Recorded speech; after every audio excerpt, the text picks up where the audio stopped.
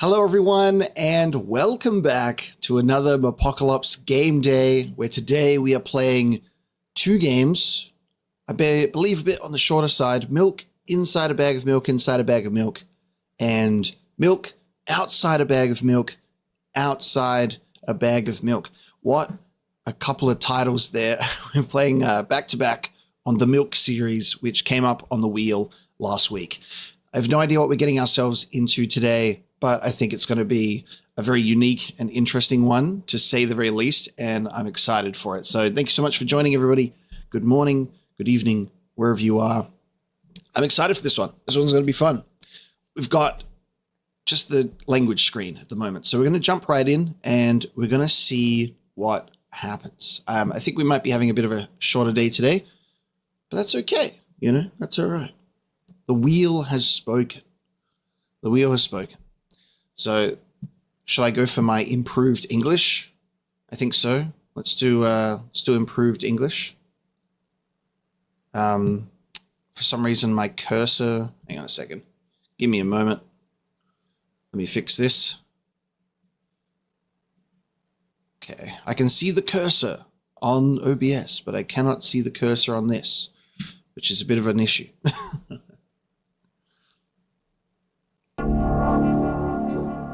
Made by Nikita Kryukov.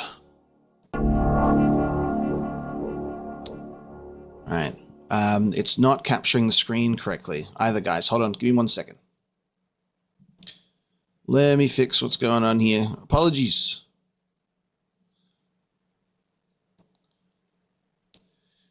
Very classic. Alright, I'm going to fix what's going on here. And this might fix it, hopefully. See how we go. Alright, I think this is good. I might have fixed it. Help me buy milk.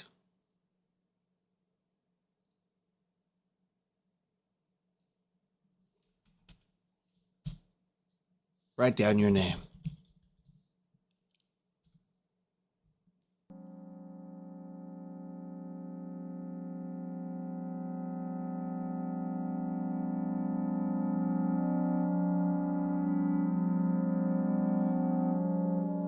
I walked down the road to the store and rehearsed my speech.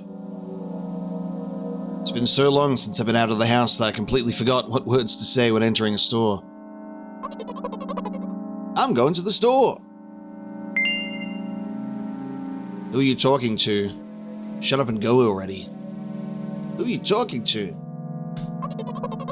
I'm imagining as if I were a character in a game. What if it helps me gather my thoughts? What game? Well, you know, there are games where you can see the character's thoughts right on the screen, you know? So I thought if someone is reading my mind, I need to be very focused so I don't blurt out too much. I take a deep breath of air. Hello, can I...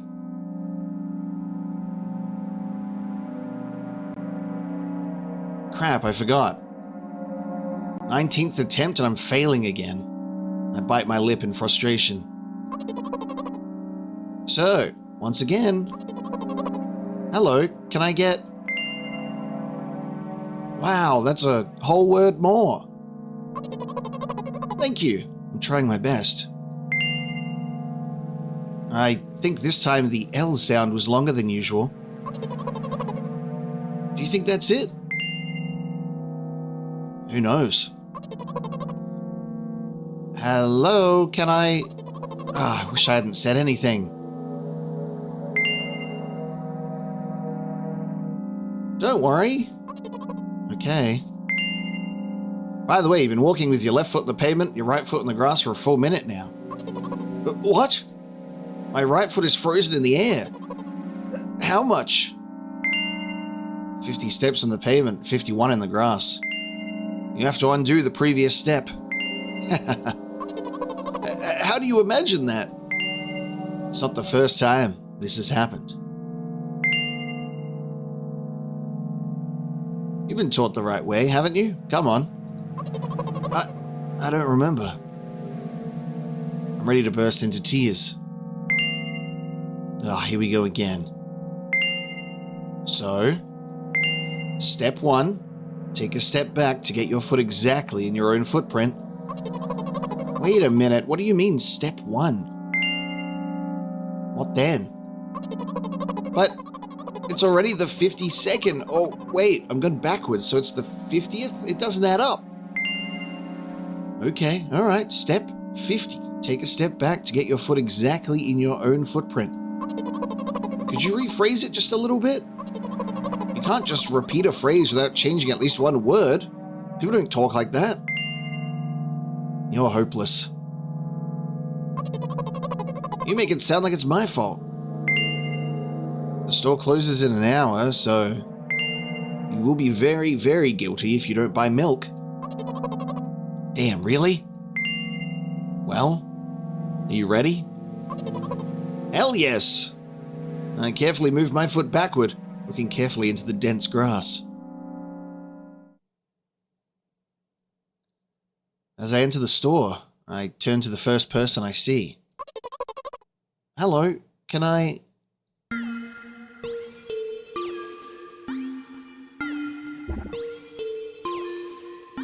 Oh. Excuse me, what? Oh. Excuse me, what? Oh. Excuse me, what? Oh. Excuse me, what? Oh. Excuse me, what? Oh. You shouldn't have done that. He's obviously not going to change his lines. You run the risk of ending up in an endless loop.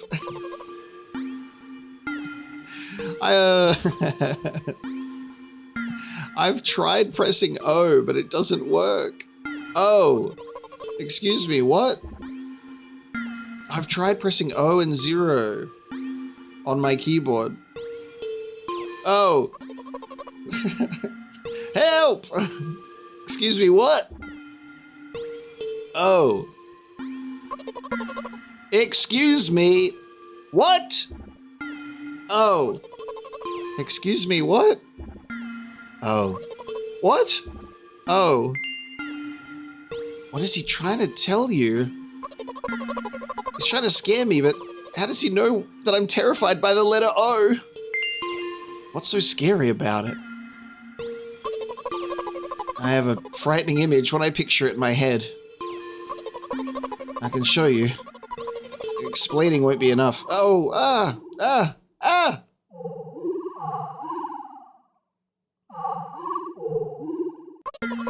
Something like that. So I'll just continue to ignore his question. What? Oh. What? Oh. What? Oh. What? Oh. I gather all my will into a fist. Oh? Oh! My interlocutor shook and crawled away. You just repeated after him. And it worked. Do it more often. Wait, I said he crawled away. Did he really crawl away? I mean, I didn't even look at his direction. When exactly did you say that? Just now. Personally, I didn't hear it. He's just trying to distract me. But I know that my words were shown on the screen. What's going on? What the fuck? My fear of giant O's jump scare. I'm standing by the shelves. On the rack, there are bags of milk. We both stand, and the milk lies, or maybe... Hey, slow down. Do you even remember why you're here? To buy milk. So buy it. Right here? What do you expect me to say? I guess something like, not here. Not here. Take the bag and go to the cash register. I guessed the first sentence. And you, as if out of spite, didn't pause before the second one. You want to rob me of my little victories? I sigh and reach out to take the bag of milk, or rather, the bag with the milk inside. Or rather, a bag of milk inside a bag. Or rather, a bag of milk inside a bag of milk. Or rather, a bag of milk inside a bag of milk inside a bag. Or rather, a bag of milk inside a bag of milk inside... Come on, come on. 15 minutes before the store closes. Hurry up. I remembered what these games are called. Visual novels. And by the way, the numbers are written there in full with letters. A visual novel's worse than books because the authors are not lazy, so don't get lazy either. Wait, I thought your thoughts were visible on the screen. Not anymore, so watch your mouth. Haha. Anyway, you heard me. Hurry up or you'll get it at home again. I'm on my way. Hello, can I get some milk, please? Oh, I don't like the look of this guy. You have it. Ah, give. I put a weighty bag on the register. Of course, not just the bag, but the milk too. Hi, can I have it, please? No. Please. No. But please, Mum will throw me out of the window if I get back without milk. No. But why not? Give more. I don't have anything else. Hey. What? God, this is crazy. Pay for the milk. Haha, really, what would I do without you? I take a crumpled bill out of my pocket and hand it to the cashier. He starts to carefully examine it. It took about 2 days before he nodded contentedly and put it in the cash register. Thank you, goodbye.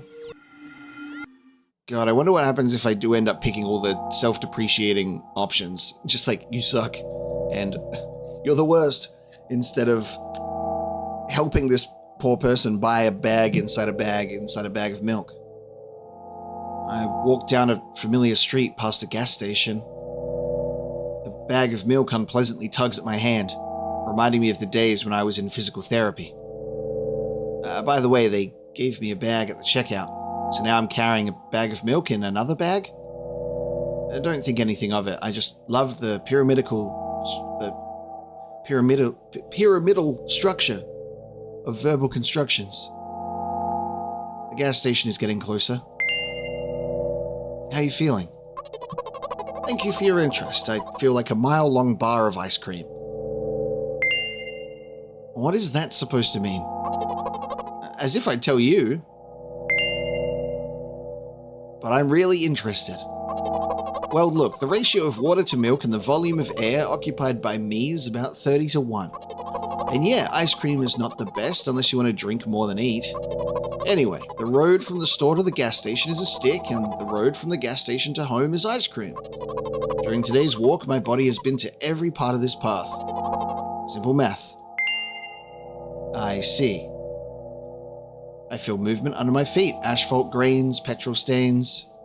I'm trying to keep my balance, and how do people move over something as uneven as the city plain? Gently, heel, toe. I count in my mind every meter of the path I walk. I even close my eyes for more concentration. Hey, watch out!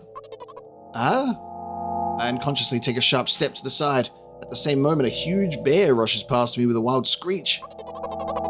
Hey, I'm walking here! I cast a reproachful glance at the swiftly departing giant. Its red eyes, in turn, look at me with mockery. Did you see that? How brazen. It was a truck. Oh, really? Although if you think about it, are there bears with eyes on the back of their heads? You could have died. Come on, are you saying someone would seriously want to kill an innocent girl carrying a bag of milk? The world is a cruel and dangerous place. I'm not in the world you're talking about.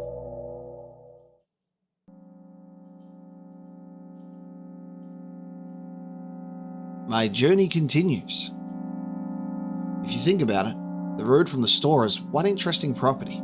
It adjusts to me in the most bizarre ways. When I'm in a hurry, All the traffic lights turn off helpfully. When I feel like crying, a cloud appears over me and pours rain streams that hide my tears. Right now, I can feel a cloud slowly gathering over the top of my head. I'm sad.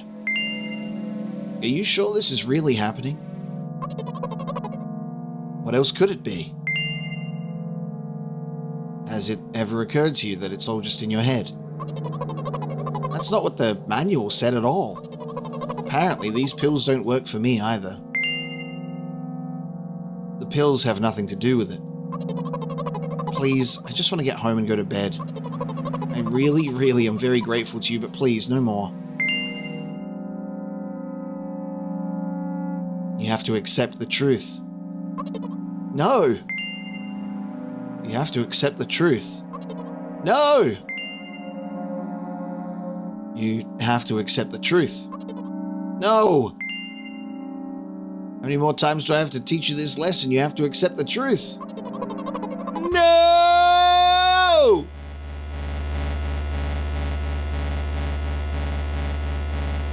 Looks like Apocalypse doesn't help me at all. I guess I'll try something else next time. Oh. Write down your name. Apparently that's the game. Whoa.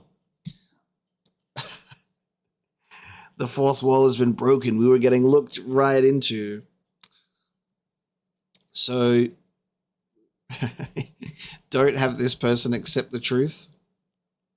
Interesting.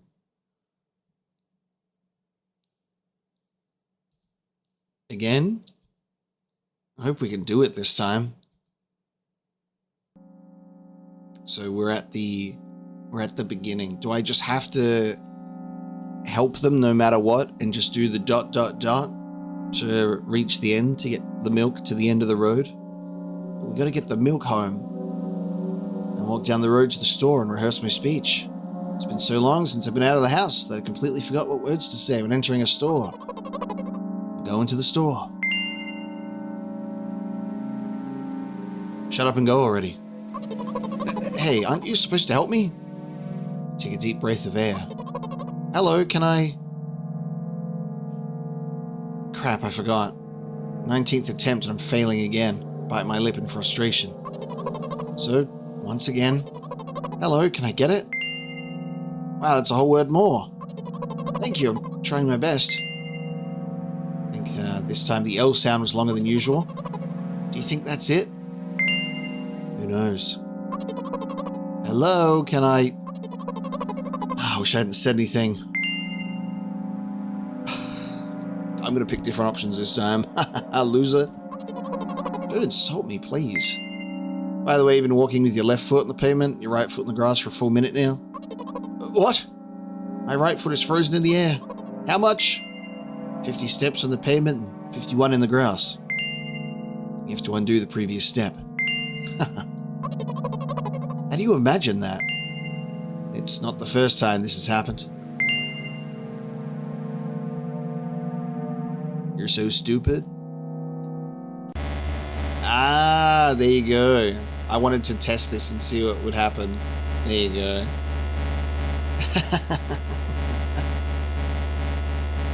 Looks like Apocalypse doesn't help me at all.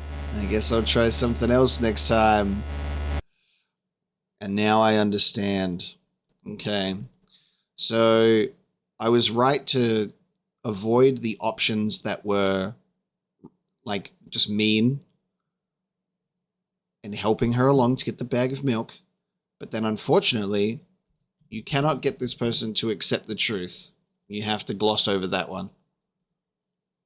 So there you go. We've figured it out. We've cracked the milk code.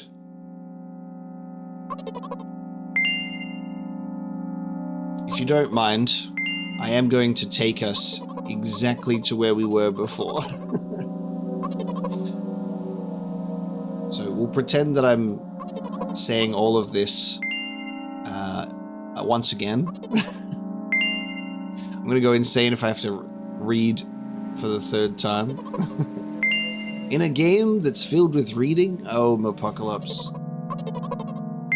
Let's at least get ourselves to the store, shall we? Maybe we only get like a certain amount of things that we can say before it becomes too late.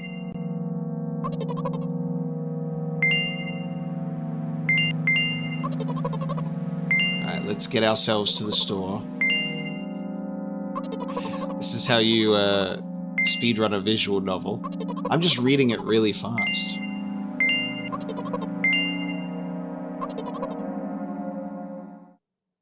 Oh no, I have to encounter the O person. I have to encounter the O person again. No. And it's a shape I don't understand. Oh, excuse me, what? Excuse me, oh! You shouldn't have done that. He's obviously not going to change his lines. You run the risk of ending up in an endless loop. Excuse me. Oh. What? Oh, what? Oh, what? Oh! Excuse me, what? Oh, what? Oh. What is he trying to tell you? He's trying to scare me. I'm terrified by O. I have a frightening image when I picture it in my head. I can show you, explaining won't be enough, but keep in mind that it will cost me a dozen nerve cells. There we go. So that's what that said. A dozen nerve cells to look at the big O. Something like that. So I'll just continue to ignore his question. What O? What O? What O? What? Oh. I gather all my will into a fist. Oh? Oh! My interlocutor shook and crawled away. You just repeat it after him. And it worked. Do it more often. Wait, I said he crawled away. Did he really crawl away? I mean, I didn't even look in his direction. When exactly did you say that? I did say that. Just now. Personally, I didn't hear it. That's because I'm having my own thoughts. You're just trying to distract me. But I know that my words were shown on the screen. Standing by the shelves, on the rack, there are bags of milk. We both stand and the milk lies, or maybe... Hey, slow down. Do you even remember why you're here? To buy milk. So buy it. Right here? What do you expect me to say? I guess something like, not here. Not here. Take the bag and go to the cash register. I guess the first sentence. And you, as if out of spite, didn't pause before the second one. You want to rob me of my little victories?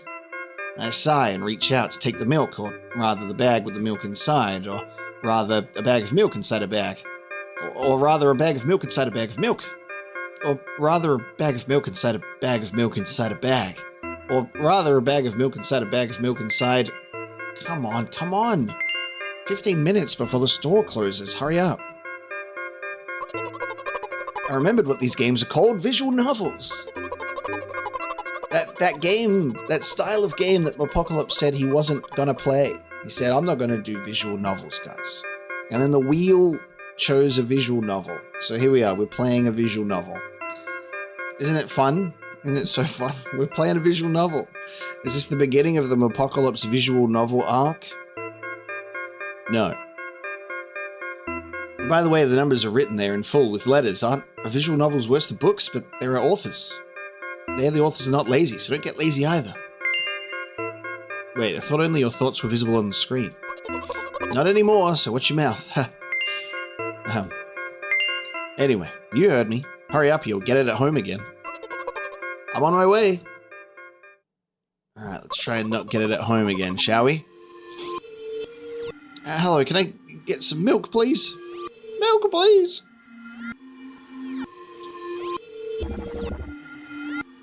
You have it. Give. I put a weighty bag on the register. Of course, not just the bag, but the milk too. Hi, can I have it, please? No. Please? No. But please, Mum will throw me out of the window if I get back without milk. No. But why not? Give more. But I don't have anything else. Hey. What? Pay for the milk. Ha! Really? What would I do without you? I take a crumpled bill out of my pocket and hand it to the cashier. He starts to carefully examine it. It took about 2 days before he nodded contentedly and put it in the cash register. Thank you. Goodbye. Look at all that practice paying for the milk. It's paid off. I walk down a familiar street past the gas station. A bag of milk unpleasantly tugs at my hand, reminding me of the days when I was in physical therapy. By the way, they gave me a bag at the checkout, so now I'm carrying a bag of milk in another bag. I don't think anything of it, just love the pyramidal structure of verbal constructions. The gas station is getting closer. How are you feeling? Thank you for your interest. I feel like a mile-long bar of ice cream. What is that supposed to mean? As if I tell you. But I'm really interested. Well, look, the ratio of water to milk and the volume of air occupied by me is about 30-1. And yeah, ice cream is not the best unless you want to drink more than eat. Anyway, the road from the store to the gas station is a stick, and the road from the gas station to home is ice cream. During today's walk, my body has been to every part of this path. Simple math. I see. I feel movement under my feet. Asphalt grains, petrol stains. I'm trying to keep my balance. And how do people move over something as uneven as the city plain? Gently, heel, toe, I count in my mind every meter of the path I walk. I even close my eyes for more concentration. Hey, watch out! I unconsciously take a sharp step to the side. At the same moment, a huge bear rushes past me with a wild screech. Hey, I'm walking here! I cast a reproachful glance at the swiftly departing giant. Its red eyes, in turn, look at me with mockery. Did you see that? How brazen. It was a truck. Oh, really? Although if you think about it, are there bears with eyes on the back of their heads? You could have died. Come on, are you saying someone would seriously want to kill an innocent girl carrying a bag of milk? The world is a cruel and dangerous place. I'm not in the world you're talking about.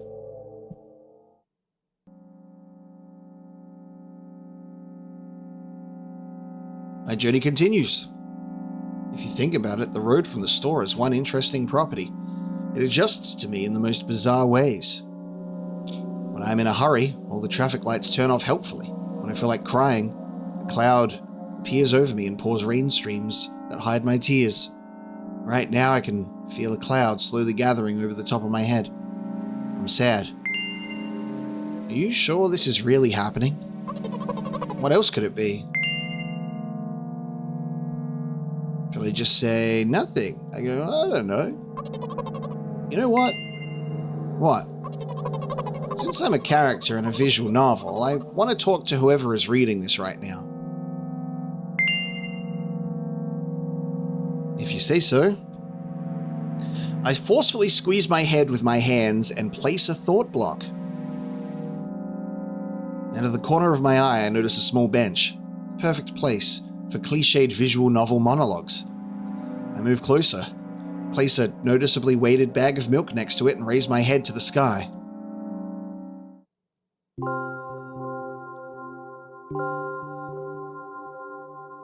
Listen, I'm a little embarrassed. I realize that I'm going crazy. The medications are becoming less and less effective, so ultimately things will happen painlessly, I hope. You know what I'm talking about. I'll be honest with you, and I expect the same from you, please. Do you know what I'm talking about? Oh. Hang on. There's a goddamn... Wow, interesting. Yes? Please capitalize it. You're ruining the narrative. That's ridiculous. I'll say yes, with a capital Y. Really? I must be nothing like the model protagonist at all, huh? To be honest, I haven't read many visual novels. Sometimes I regret it because now it costs me a lot of effort just to distinguish between letters and words. By the way, if you don't mind, I'd rather not name my diagnosis. Let at least you be the one who sees me for who I am. Even though I made you up, don't take that away from me, okay? Don't ask me for too much. How stupid does this all seem? From the very beginning, you've been following me, reading my delusional thoughts, hearing my silly conversations. I must seem crazy and weird to you? What is it like to see the world through my eyes? Ever since, something happened. All I see is red. Red blood everywhere. No, don't worry about me. I got used to it a long time ago. Admittedly, I'd even forgotten what other colors look like. Come on. Those monsters from the store, they didn't scare me at all. After all, I know they won't hurt me. Sometimes I think that they themselves are afraid of me. Can you imagine that? By the way, if you want to ask me what happened, please don't. Promise? Should I say promise or should I say yes? Should I say I promise? I'm serious. Of course, you couldn't help but ask. In the end, I'm just talking to myself. Sooner or later, I would have brought it up. So, you're really that interested in what happened to me? I won't waste time. What do you see?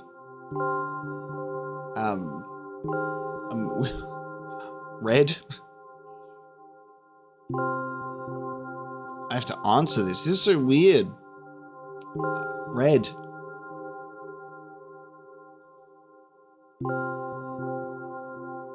Anyway, this is my dad.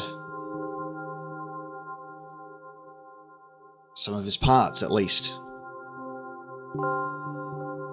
We do have a very difficult family. But despite all the problems, I never would have thought... Sorry, I shouldn't have raised my voice. Anyway, he jumped out the window and died. This is my last memory. Then a long gap. Well, we definitely saw red, did we not? Jeez. This is why we see red all the time. Strange. Very strange. Today's the first time I've ever been able to buy something in a store without a major incident. Of course, the medicine helped me. However, I think it's more your merit. I kept thinking, we mustn't screw up in front of the reader, or oh my god, what will he think? I don't know why I decided to become a visual novel character for the sake of going to the store today, but it clearly paid off. Thank you. By the way, it seems to me that there are some boundaries in our communication. That's how I like it. And yet I've been so sad lately. The text box has been removed. I've been thinking more and more about what my life has become ever since my dad... Well, you know. Day after day, it's the same thing. I've tried so many medications that I hardly feel any difference between them anymore. As long as they help me keep on my feet, I'm happy. But you know what? Today is a special day, because I have you. There's so much I want to tell you. You can't even... That was very rude of you. Oh no. I'm not going to pressure you. I'm just advising you to go home. I understand. Well, dear reader, shall we go?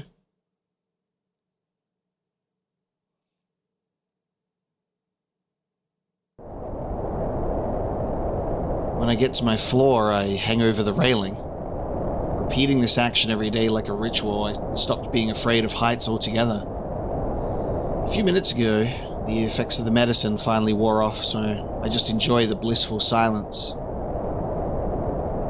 When I'm under the influence of drugs, terrible and unpleasant melodies sound in my head, mixing with the sounds of the world around me. They create a terrible dissonance in my head. I turn around and go to my apartment.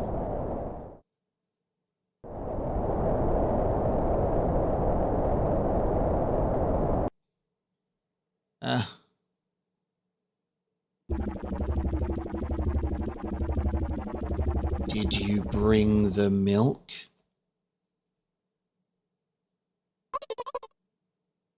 Hi, Mom. Did you bring the milk? Yes, Mom. Did your new medicine help? Yes, Mom. Go to bed. Yes, Mom.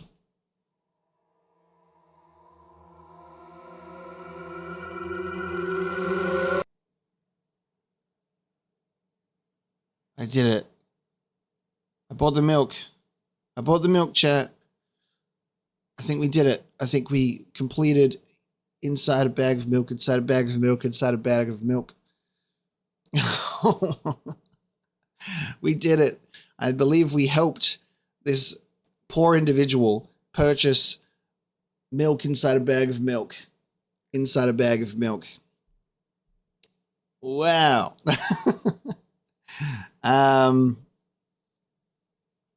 I liked that there was the ways that you could fail to do it a little bit differently.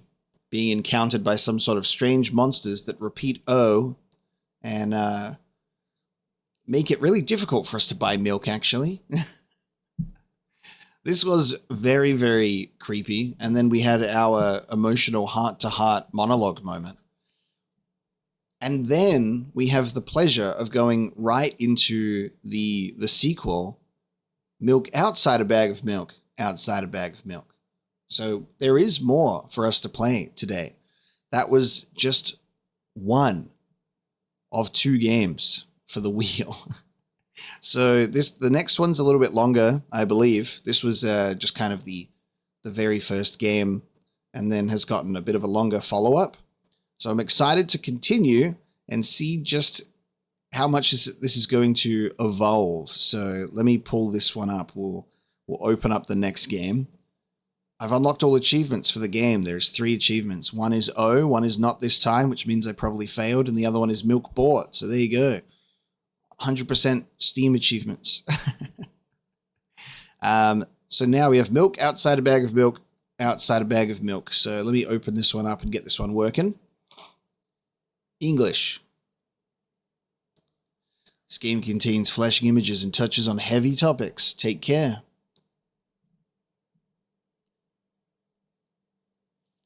This one has a save menu. Okay. Whoa. We've upgraded.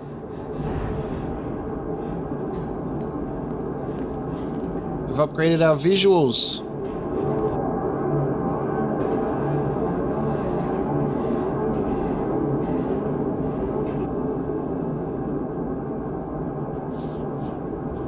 We're getting a recap of the first game in animation.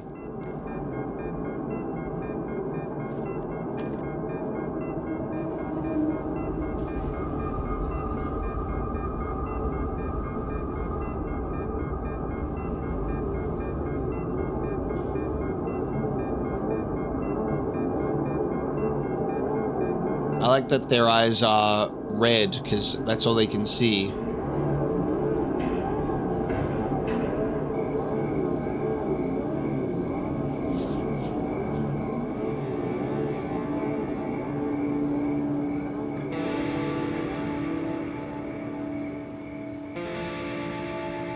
Yeah, we're getting a animated recap of what we just played.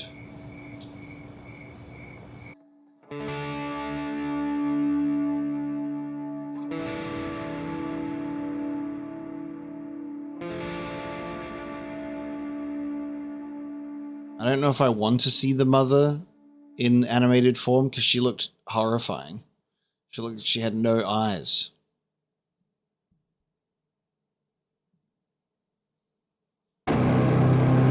No! No. Okay. So that was our animated recap of the first one. And now we start a new game. Very different.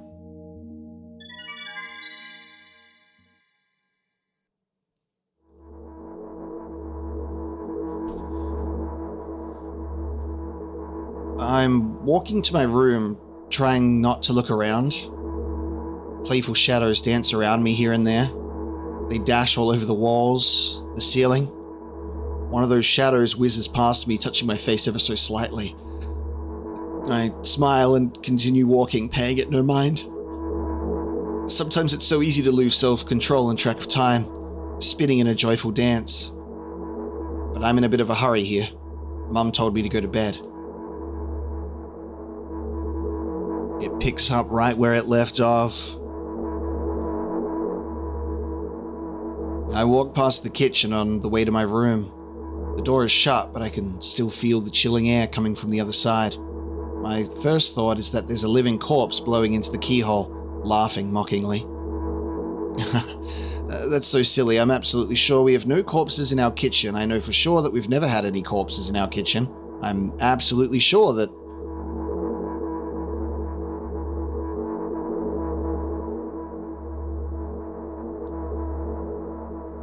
I break into a run and dash toward the closed door. The shadows intensify their chaotic dance. Are they trying to stop me or calm me down? I don't know. It doesn't matter right now. Don't you get it? I wave my hands around as I run, trying to chase away my annoying pursuers. Then I suddenly realize that I won't be able to stop in time. I've got no other choice but to break the door now.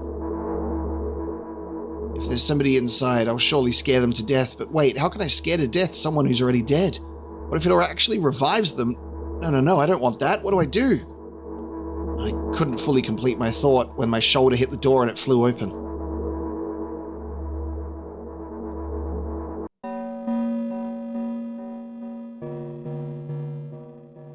As I expected, there was no living corpse inside, but there was a bag of milk I bought today, sitting right in the middle of the table, watching me with its unblinking eyes. I stare back. Nothing happens. Although, what exactly did I expect? Gratitude? Have I done something that warranted it? A bag of milk probably doesn't care whether it's on the shelf in a store or on the table in my mum's kitchen. On the other hand, nobody would drink milk inside the store, which means I took it from the safest place in the world and into the scary unknown. I'm so sorry, you poor thing.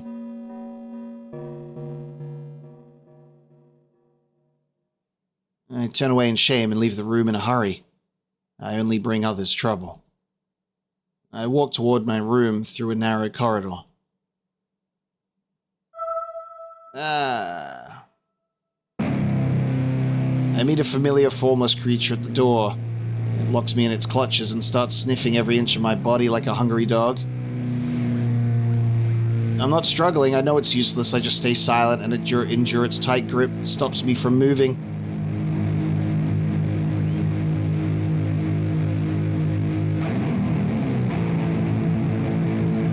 After sniffing me from head to toe, the creature holds out its ugly paws, bearing a single claw, thin and sharp like a blade. Again, I stare questioningly into the monster's bottomless eye sockets. Don't move.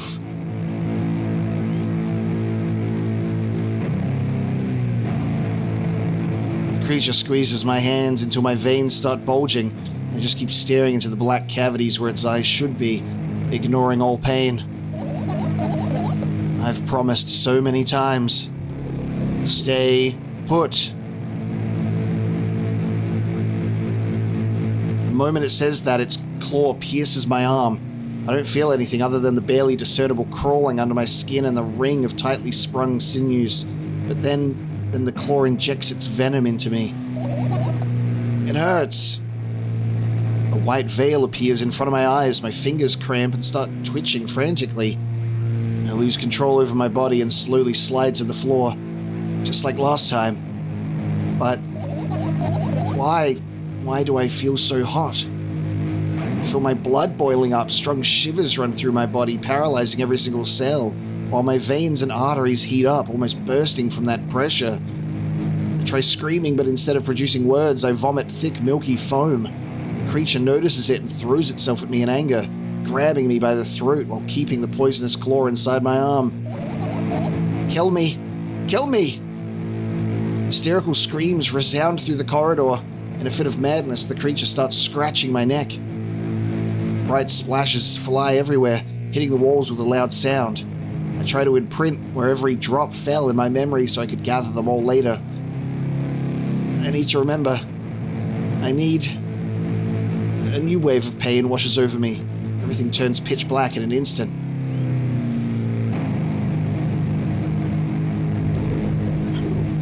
Say it. I'll never drink milk ever again.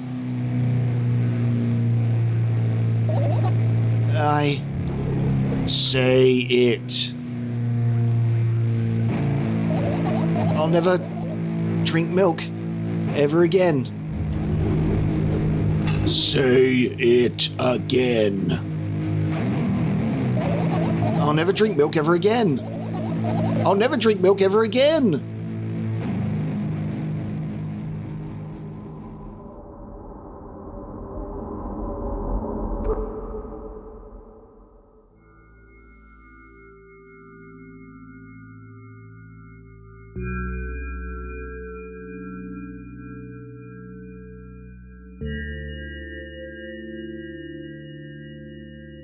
What is going on? I'm just wondering if it's like, because I think that our bottomless eyes monster is our own mother. And I'm wondering if it's like just the traumatized mental state that just sees reality in this completely different way, that like the concept of being embraced and injected with a claw isn't as sinister as it is in reality, but in her like broken mind it is. But it's like, it's so hard to really figure out what's going on as this is happening because it's so fucking strange. The presentation of this is so cool though as well. Huge step up. I like the way that this is being presented now. We're no longer helping or talking to her, we're just navigating a nightmare. I finally get to my room. I'm so tired of all this fuss. Thankfully, I still feel comfy and warm in my room. Even the weird sounds coming from the outside don't make me anxious at all. Mum told me to go to bed, so I need to perform all the needed preparations. I've washed my face, and now I'm standing in front of the mirror with a toothbrush in my mouth. I look at my reflection. It shows absolutely no desire to sleep. Yeah, I get how you feel. There was a time when the last minutes before I sleep were my favorite time of the day. I loved anticipating the inevitable moment when the reality and the dream world would clash. I woke up for that moment's sake, lived through the day for it. My biggest dream was to sleep all day long. It would have been so cool, but the dreams always slowly but surely slipped away. As if somebody fished them out of my head one after another, until nothing was left. Now I have to sleep again, even though I don't feel any need for it.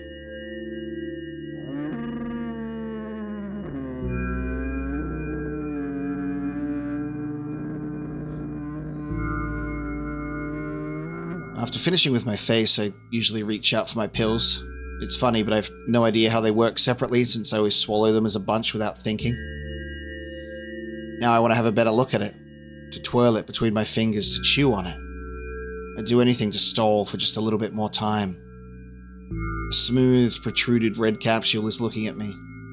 It's covered in a murky, semi-transparent film, but I can still discern its contents. So what do we have inside you? I gently press on the capsule from both sides, and to my surprise, it turns out to be soft and squishy. I press harder and the capsule pops. Sticky, bright red liquid pours out. Filthy. Filthy. The pill flies straight to the waste bin. I start rigorously washing my hands. No, there's no way I'm drinking that. Next was a flat pill of the same blood red color. There were some letters printed out on it. Oh, I get it. This is the medicine that makes me really sleepy. But it's not the type of sleep I want. That's not it at all. It's fake. No, I don't even want to look at it. The pill flies into the waste bin as well. The next half an hour goes by in a similar fashion. I study every pill from all sides, and then I find a reason not to swallow it. I invent my own medicine instead and enjoy swallowing them after another, letting myself drown in their healing effects. Hey, my neck doesn't hurt anymore. Hey, my hand doesn't hurt anymore. Hey, my head doesn't hurt anymore. Hey, my heart doesn't hurt anymore. Hey, my stomach doesn't hurt anymore.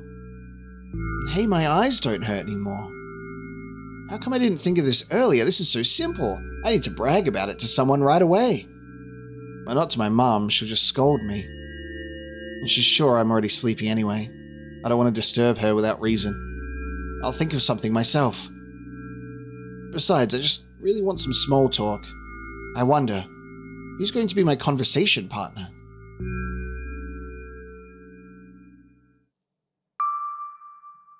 Hey.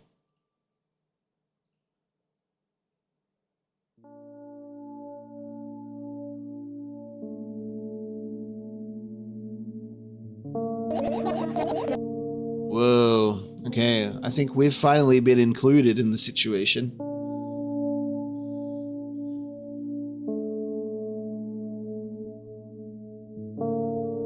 Hey, long time no see.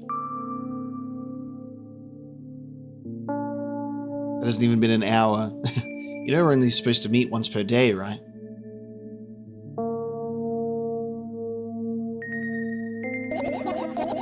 Why does your voice sound so grim? Naturally, I've read the manual. Judging by the pictures, the overdose side effects are the usual headaches, dizziness, exhaustion.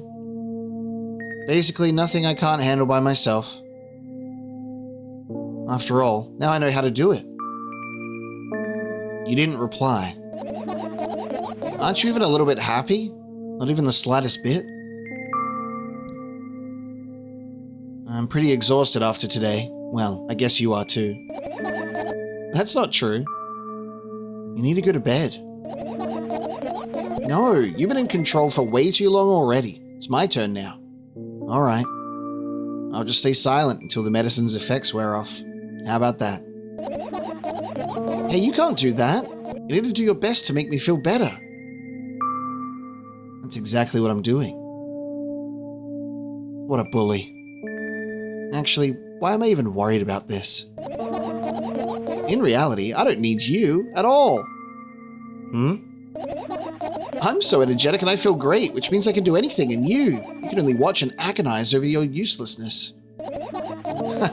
I can only imagine how angry you are right now. What made you so happy all of a sudden? And why would I be sad? Remember yourself a couple of hours ago? I don't know what you mean. Stop lying. Nah, I still don't understand. Whatever. Unlike you, I won't forget that pathetic, snotty girl for a long time. She just whines and whines all the time. Don't even try ruining my mood. I want to have fun while we're together, alright? So you're the one calling the shots now? Yeah. Well, let's see how long you can last. We'll see, yeah. Am I really that pathetic? Say something. I can feel the tears streaming down my cheeks, hanging from my chin and then falling on my clothes, burning holes in them. That was fast, but not unexpected. Hey, at least I tried. Go wash your face, then we'll decide what to do with you.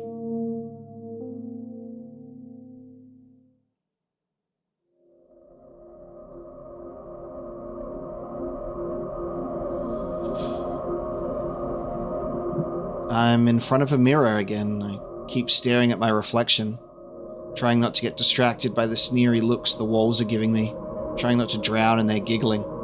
But then me in the mirror also shows me a creepy smile, bares her teeth at me. Surely there's got to be some element of one of our issues being that we're totally schizophrenic, right? I shut my eyes. That doesn't help.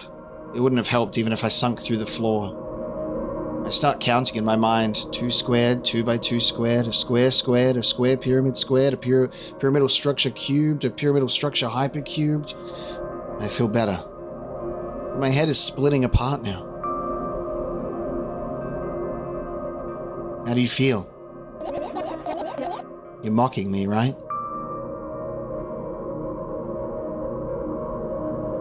I'm obligated to ask you this at least a couple of times per session. A session, huh? You don't like that word? I'm fine. No, you're not. I don't know why, but I thought I'd be able to take control. I was almost ready to. I was sure I'd be able to change something. After all, I was able to buy milk, you know? Yeah, you ought to know how challenging it was.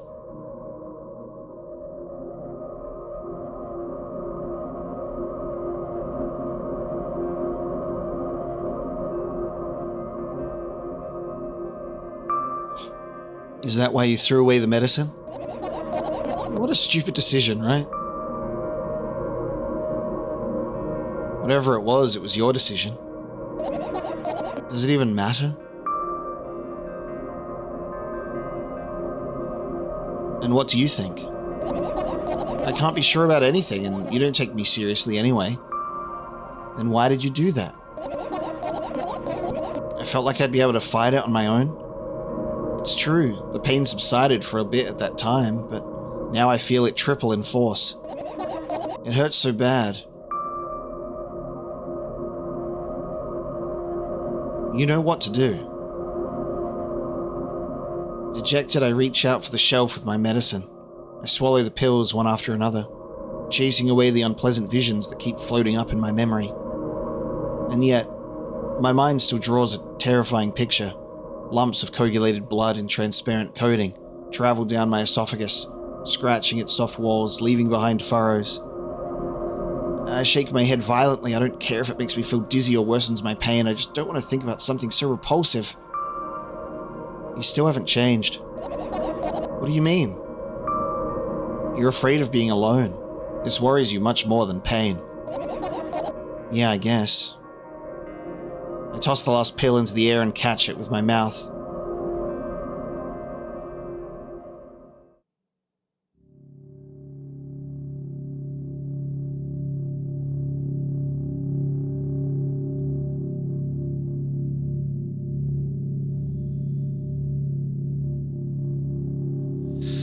I lie on the floor, and I look at the ceiling. I can clearly hear water running in the metal pipes up there. I hear the cracking of concrete blocks that will someday surely fall on my head. But I'm not afraid of that at all. I can't imagine my death coming from above. Rather, it's rearing its claws from somewhere below, waiting for me to lose focus.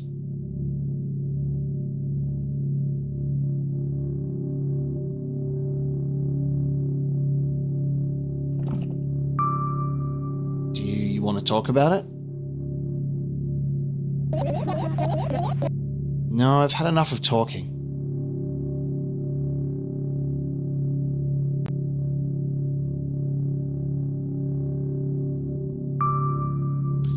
What do you want then? I just want to lie down for a bit.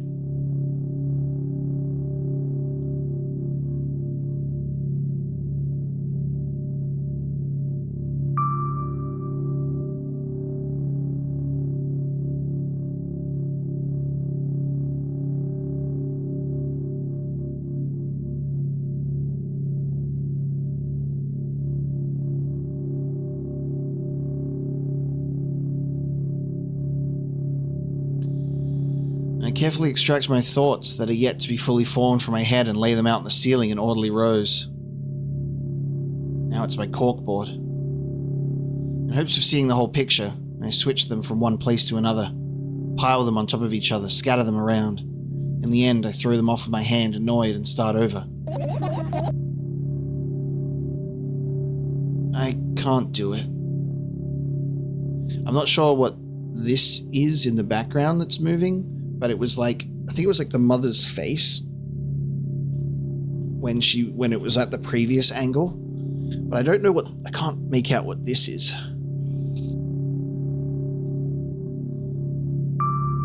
You can always imagine your thoughts as something small and swarming like cockroaches. Ew, I hate cockroaches. Can I make them fireflies? I don't mind either way.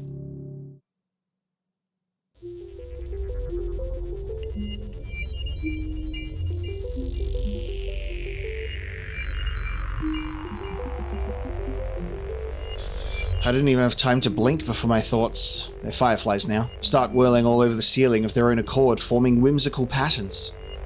I could only observe them and wait for the right moment.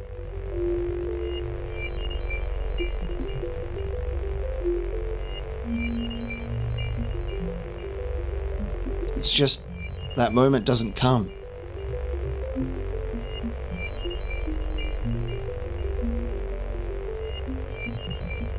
The mocking sounds of flapping wings coming from the ceiling make me start losing my patience.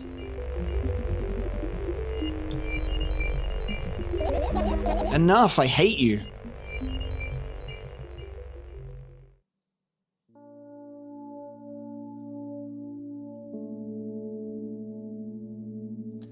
I spring to my feet and scream at the top of my lungs. The fireflies scatter.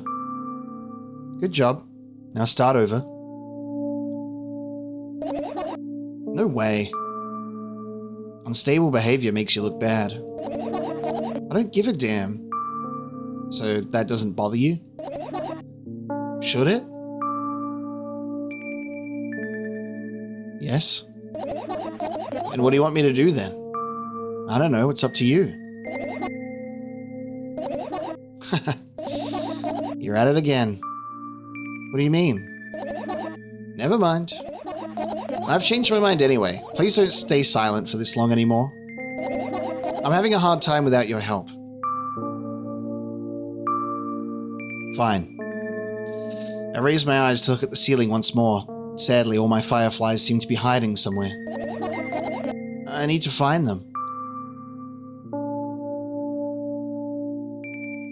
I glance around the room. There are too many places for a creature as small as a firefly to hide here. They can be anywhere. Suddenly I hear a deafening rumble. The clock just hit midnight. It's so late already, but I can't go to bed right now. Will you help me? Please tell me that you'll help me. Come on, stop bullying me. You've promised to talk to me. What were you thinking while lying on the floor? What do you mean? You should know it better than anyone else. That's the thing. I have no idea. This is weird.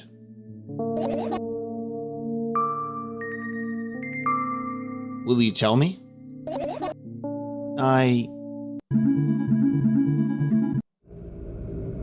Okay, getting choked out.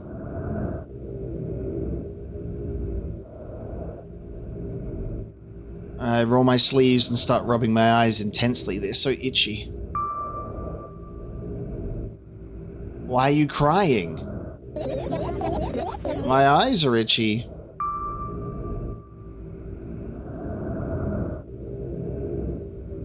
Did you drink milk? I wonder if I tear out all my eyelashes one after another, will my eyes stop itching? I wonder if I tear out all my eyelashes one after another, all my eyelashes one after another, if I tear out all my eyelashes one after another.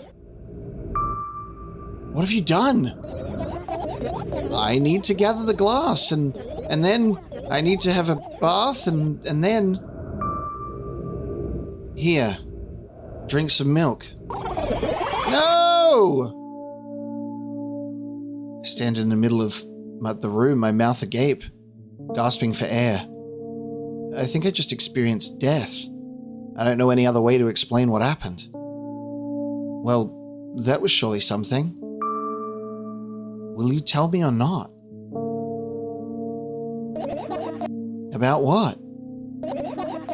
Let's look for the fireflies instead. You're acting weird. Help me instead of running your mouth. I've already had enough adventures before bed. I need to gather my thoughts quickly and go to bed. And my thoughts are hiding from me. To be honest, I have no idea where to look for them. Me neither. I guess we'll have to tear the whole place apart. No, no, no, and no. If I make even the smallest of messes here, I'll feel really bad. All the things should stay in their places, and that's it. Why?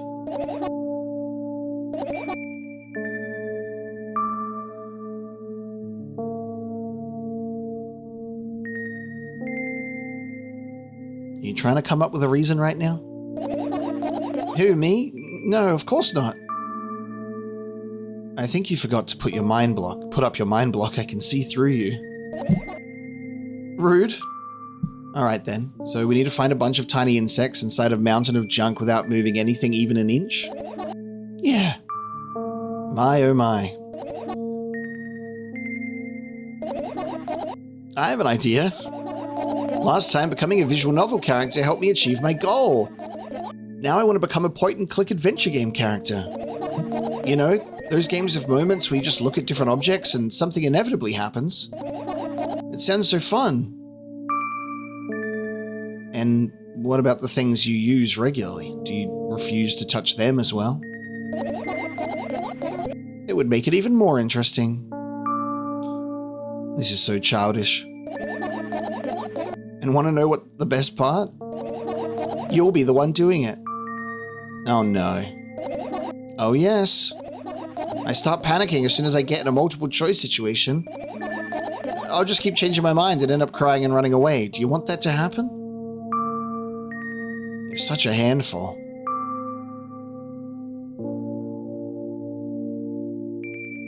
You've already proven that you're able to make decisions. Why not continue on that road? Come on, don't be so boring. I was just teasing you. You don't have to bear the whole burden. Asking for help is a reasonable decision too. Let's begin already. I go to the middle of the room and look around. Where would I hide if I were a tiny firefly? Ah, this is so thrilling. My heart gets warmer from the pleasant anticipation. Hey. What? Look down. I look down. After a moment, a small bag of light and warmth crawls out from under my sweater. Wowee! There's smoke coming from your clothes. Whatever.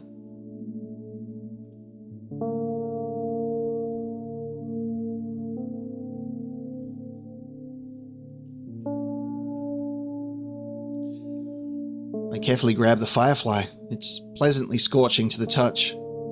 I put it on my shoulder. I'm sorry, little guy. Time to come home now. As if it were an order, the firefly slowly drifts up, circles around my head for a bit, and then flies into my ear with the speed of a bullet. Tickles. One down. Let's look for the others. Yeah.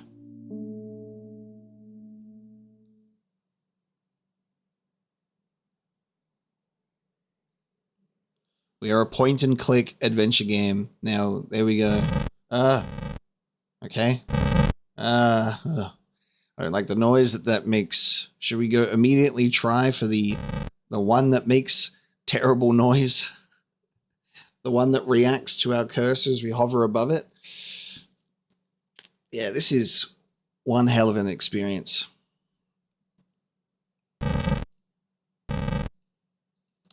Wait, let me click on it. I look at the mound of pills and it makes me feel dizzy. I don't want to think about it. I don't. What's wrong? I've almost skipped my dose for today. How reckless. I could have died. Hey, calm down. You've already fixed that. Yeah, because you ordered me to. Things could have been much worse. Yeah. I heave a deep sigh, come closer and extend my hand. Wow, it's warm. The moment those words leave my lips, one of the bottles overturns. Pills rain down from it, and along with them, a firefly. Hooray! After circling above my head a couple of times, it finally lands in my palm. The firefly rushes up my arm, and upon reaching my shoulder, crawls straight into my ear. My mind becomes a little clearer. Okay, we have completed one. Turn my eyes toward an inconspicuous shelf near the mirror. There's a glass with a toothbrush sitting on it, and a small towel is hanging nearby. What a wonderful sight. My fireflies are smart and good. They would never get in there. They know about personal hygiene. Okay, let's look somewhere else.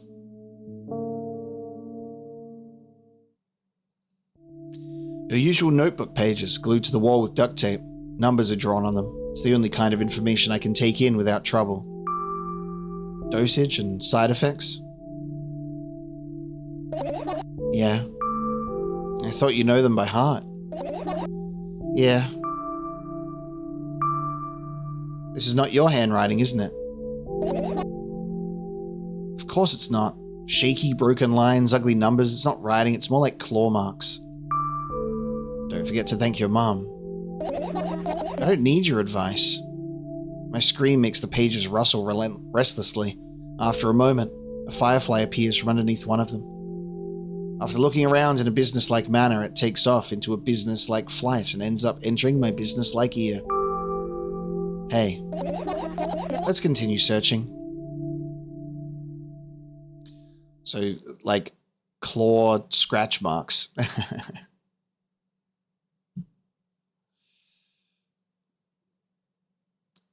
So the way that we view our mother is cursed. I tilt my head backwards and almost fall over. The closet is hanging under the ceiling, at least 300 feet off the floor. Are you joking? Even though it's my room, not everything here is for me to use. Whatever. I don't care. Yeah, I don't care at all. Like, totally, and I'm definitely not worried. Not even the littlest bit. Not even a smidgen of the littlest bit. Not even for 1,000%. That's how much I don't care. Hey, I'm not even done telling you how much I don't care. From this moment on, I'm ignoring you. Oh, no you don't. Then act normal.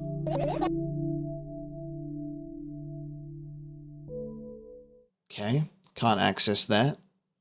I am just going through this in a very orderly sequence, aren't I? From like, I'll just go over in a sequence. Multiple different things on the shelf for us to examine.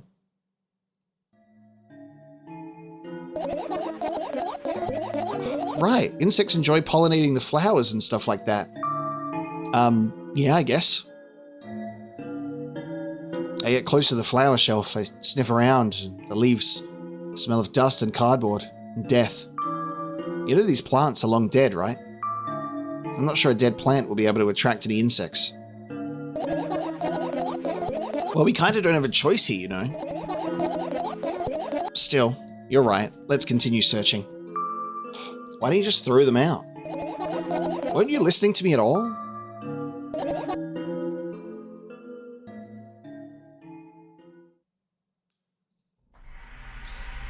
I look at the alarm clock. Time continues its unstoppable flow. It's so late. Are you tired? You bet I am. I let out a theatric yawn and hold out my arms to the sides. 1, 2. Then I raise them above my head. 3, 4. Maybe a little workout will help me freshen up. Good idea. Do you remember the exercises you've been taught? I think so. I take a hesitant stance. What was it? Heels together? Toes apart? Whatever. I'll go with that. Countdown, 5 minutes. Fine. You have a clock right in front of you, though. I can't look at its hands for too long. At first, I feel like they start moving in the wrong direction, then they disappear altogether. And then things always get messy. Last time, I saw a pair of eyes on the clock face.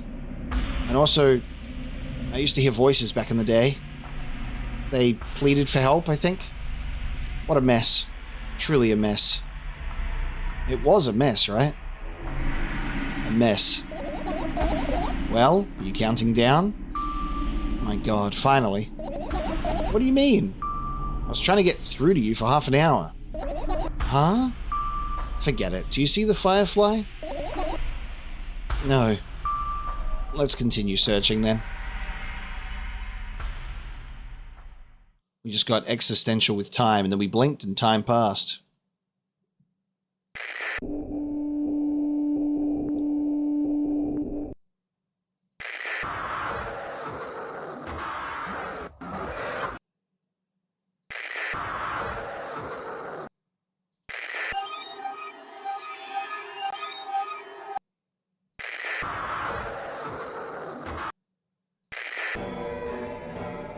I can interact with this a bunch of times and it makes different noises. It's awful.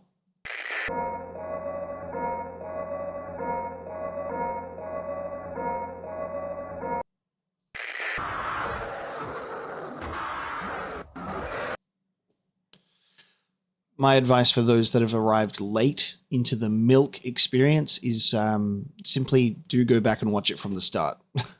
We haven't been here for very long. We've been here for like an hour-ish at the moment.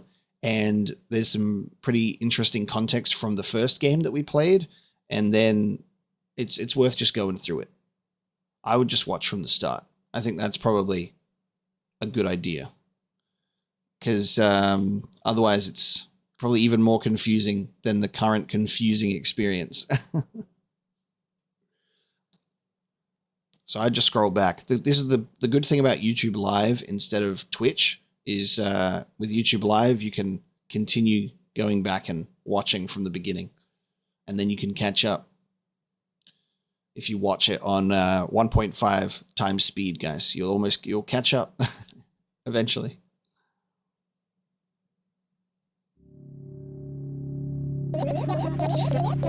I doubt it. All the compartments are locked. What if? I don't even want to think about what's inside. Who knows what I'll end up imagining? Okay, no compartments. I look at my laptop. I haven't touched it for years, so it's covered with a layer of dust as thick as my finger. A bizarre item. I fear it. Why? It's a long and boring story. Wonderful. Tell me about it. I insist. I don't remember how it appeared in my room. One of my parents probably brought it here because they couldn't find a better place for it. They didn't prohibit me from using it. On the other hand, they encouraged me to do so.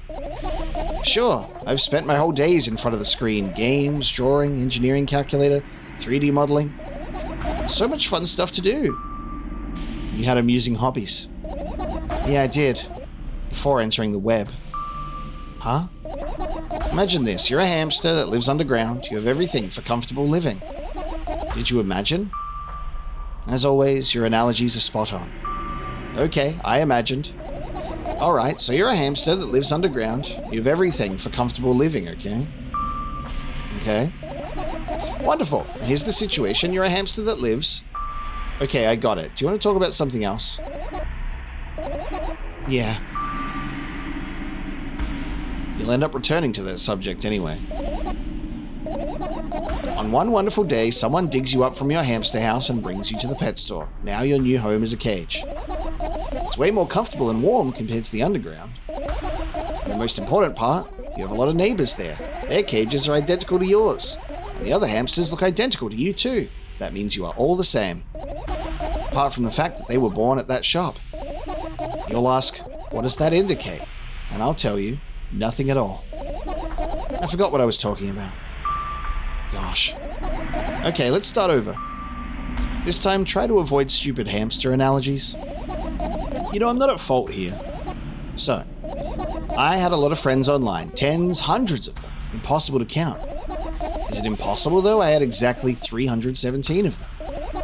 Although, I guess nobody counts the exact number of hamsters when they walk into a pet shop. Hey, don't get distracted. Oh, right.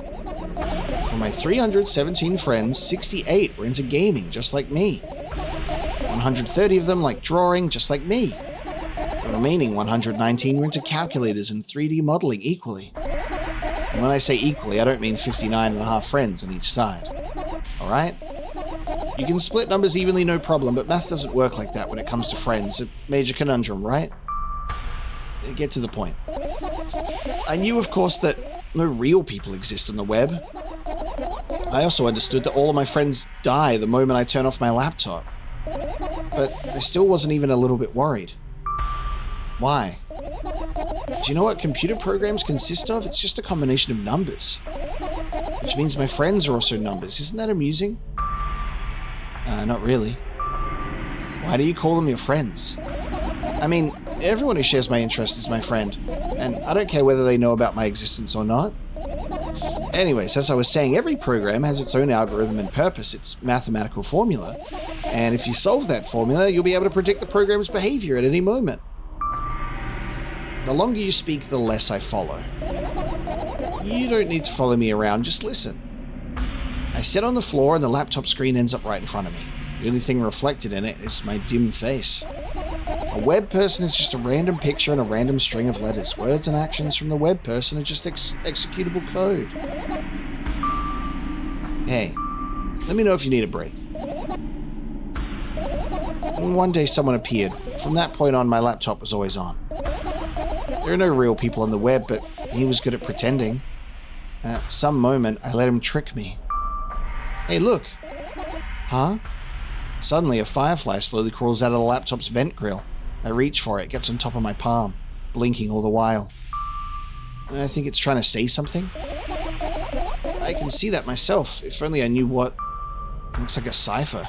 Don't you want to crack it? I changed my mind. I have absolutely no desire to find out what it wants to say. The firefly stops glowing for a moment after that. Then it starts glowing again, as if coming back to its senses. For some time, it thinks about the further course of actions, and flies up and dashes into my ear. Let's continue searching. And what about your story? You must be mad at me for interrupting you. I'm sorry. If you do everything right, I'll finish my story. Maybe.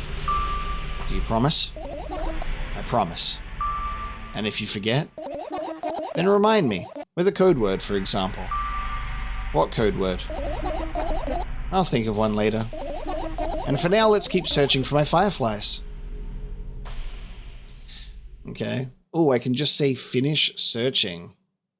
Wild. We'll keep looking, obviously. Very interesting. So I'm wondering if part of her deteriorating mental state also came in the form of just nothing is real. Everyone that I've spoken to in my computer, they're all just made up numbers. And when I turn off my phone, when I turn off my laptop, all of those people are dead. They're gone. It's just like struggling with, like, I've met people like this before that have a sense of like not object permanence, but almost like people permanence. That they just totally forget or fail to acknowledge people if they're not like actively in front of them.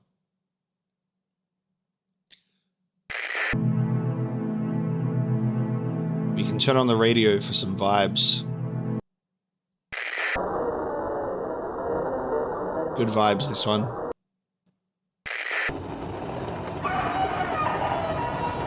Ah, yes, I especially like this one.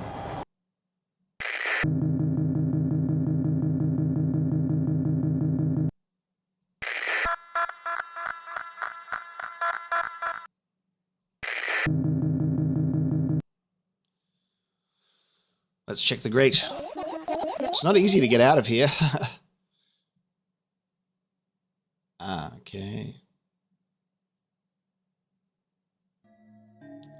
The umbrella emanates a faint sense of coolness. No wonder. It's the only thing that defends me against the thunderclouds that gather under my ceiling.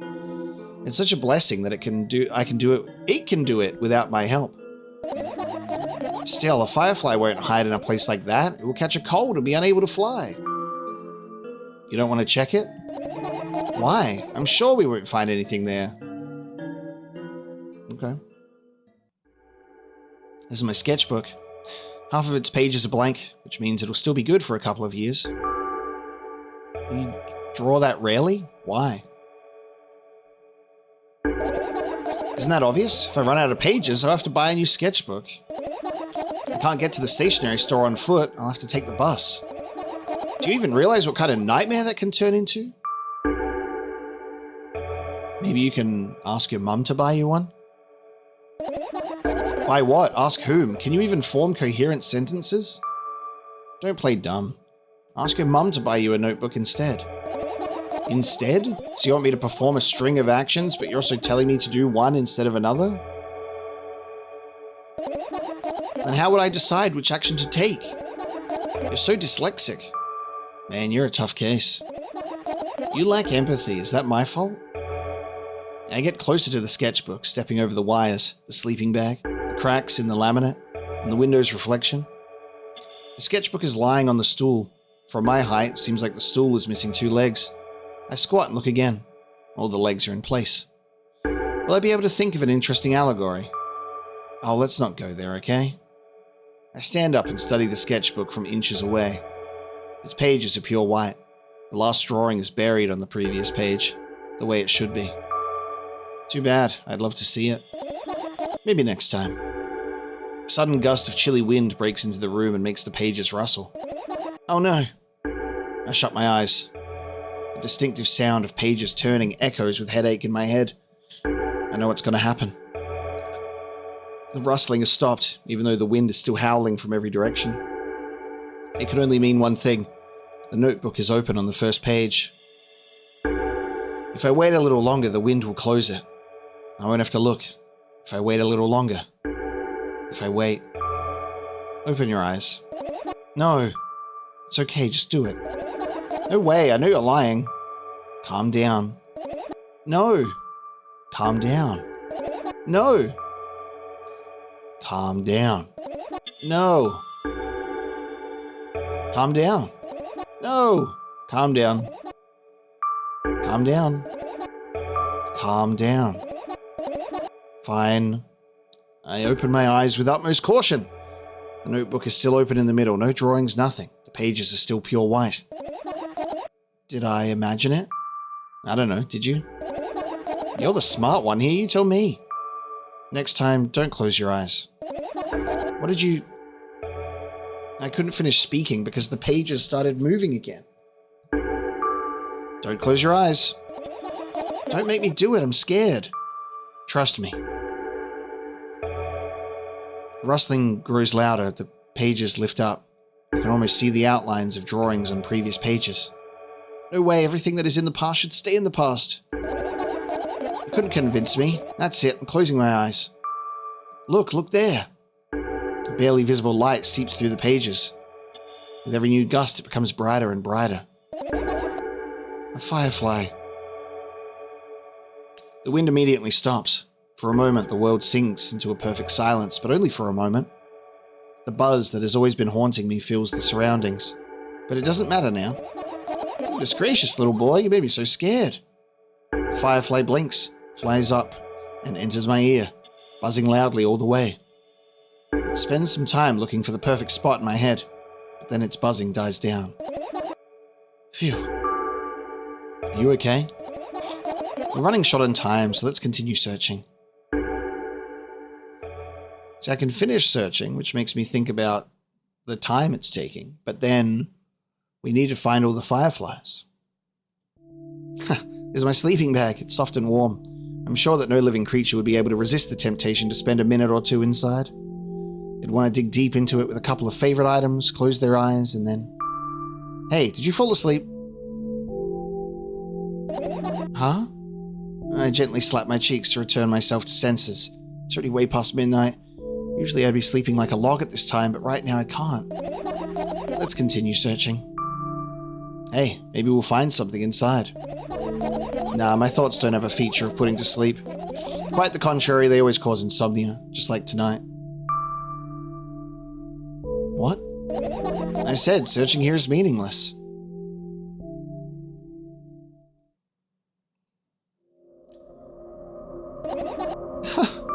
What's funny about that?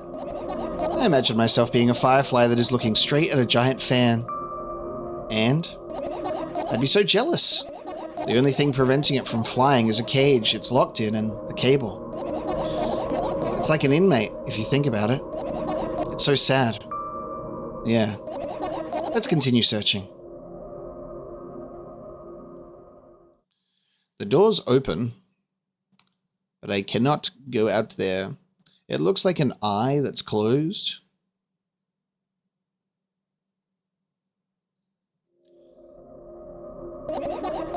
You serious? What's wrong? Just think about it. Why would fireflies be attracted to light? I think they're quite self-sufficient already in that regard.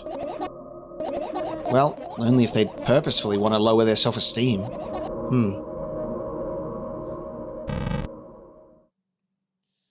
I guess we'll check this one last, see if it lets us. We have 2 radios in here, by the way. Maybe 3? I think we've got 3 radios in here.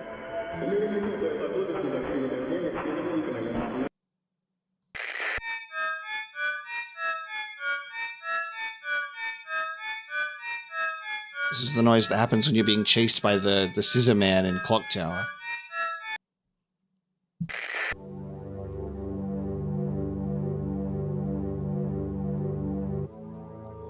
I look up toward a very high place under my ceiling. I can hear a countless number of small legs marching inside the AC unit. Oh well. What happened? Fireflies can't be friends with cockroaches. We'd better look somewhere else.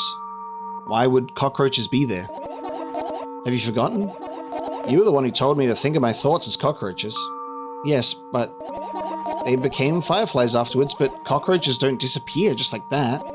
So they occupied this place. Do you understand now? I do.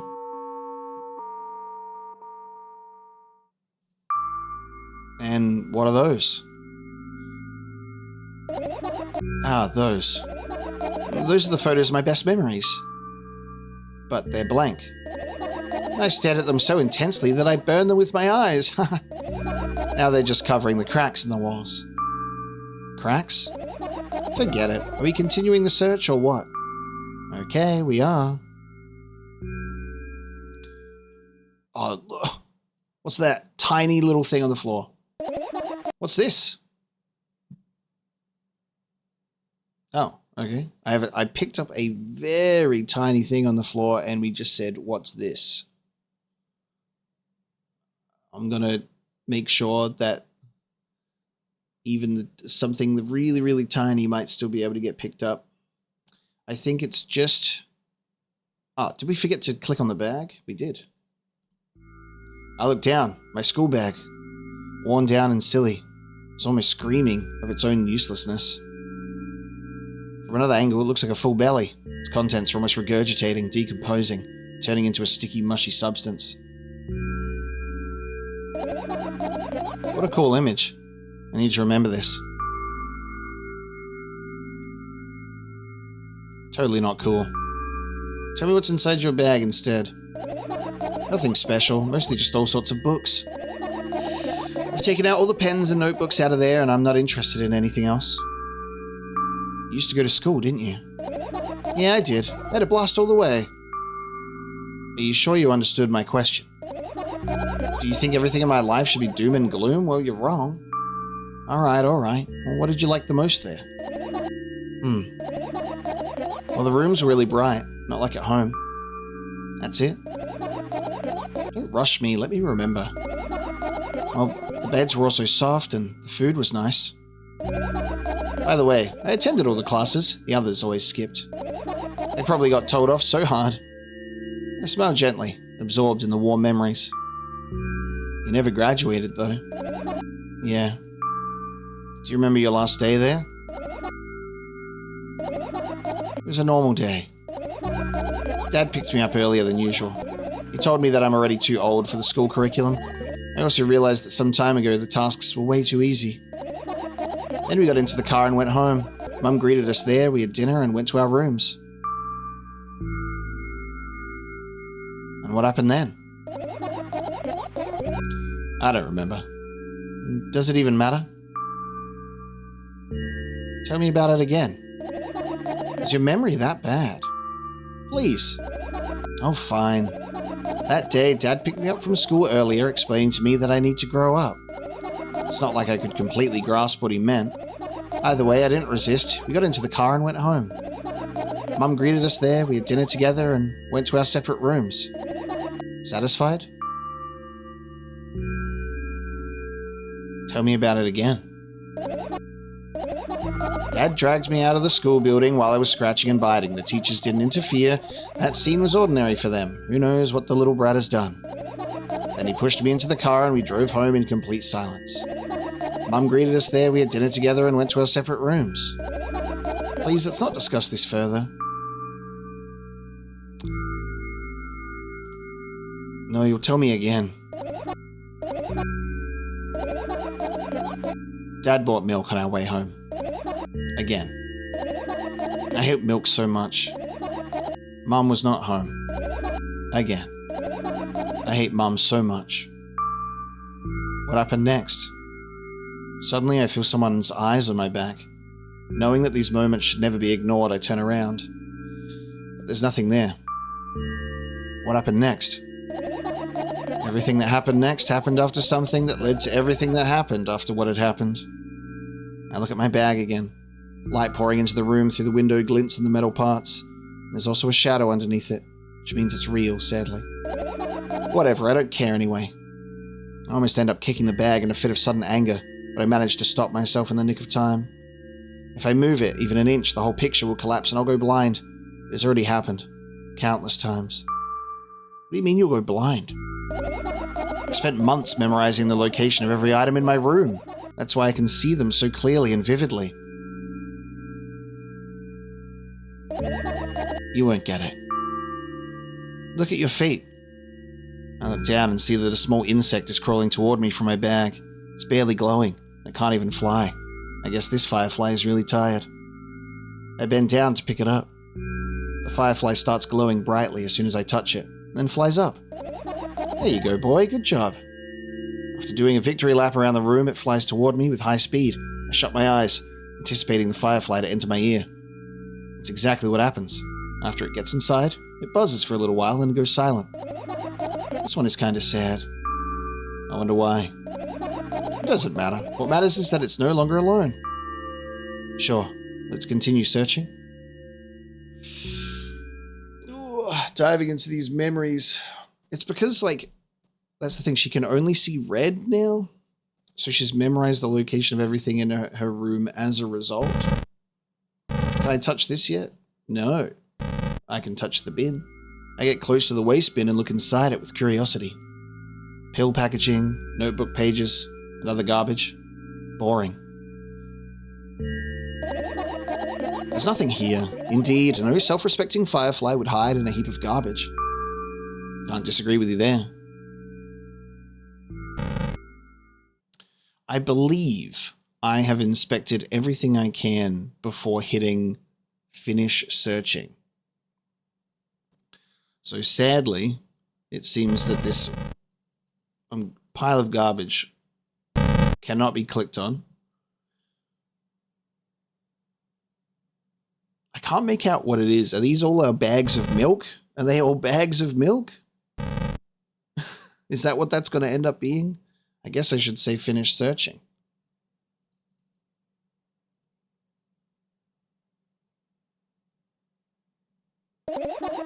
You found all the fireflies. Amazing. I guess I've managed to gather my thoughts, but something still worries me. On the other hand, I wasn't supposed to be happy anyway. Why not? If I lose something and then find it, it's just going back to the starting point. No changes at all, a zero sum. And happiness is always about being positive, right? You shouldn't think too much. It hurts you. I want to sleep. How about you get some fresh air before sleeping? What do you mean? Well, go to the balcony. Breathe in some air. Somehow those words triggered a panic attack in me. I subconsciously step away from the balcony. I don't think it's a good idea. Why? This may sound silly, but I feel like someone is watching me. Alright, let's stay here. Yeah. What are you gonna do? What's with this silly question? I'm gonna sleep, of course. Hoping that tomorrow will only come after a year, or a decade. Imagining myself to be outside of my mortal shell, but at the same time still being me. Ridiculous. Like milk outside a bag of milk, and yet... You don't have to talk out loud for me to understand that you're worried about me. I know that already. I also know that our time is running short. You won't take another pill. Of course not. In fact, I won't take it tomorrow either. And the day after tomorrow. And never ever. That's a goodbye then? No. I have one more small favor to ask, a really, really small one. What is it? I've blurted out way too much today. A lot of stuff I'd want to forget forever. I don't blame you, but was it really necessary? You'll see tomorrow. No, I wouldn't be able to sleep like this. Fine. What's the favor? I nervously scratch my wrists and bite my lower lip. Wait a minute, you're afraid to tell me? Yes. I'm also scared that something bad might happen if I tell you. I'm also scared that when something bad happens, something way worse will happen. Stop, I get it already. Still, I won't leave you alone until you tell me. She never gave me that code word either. Bully. No, you.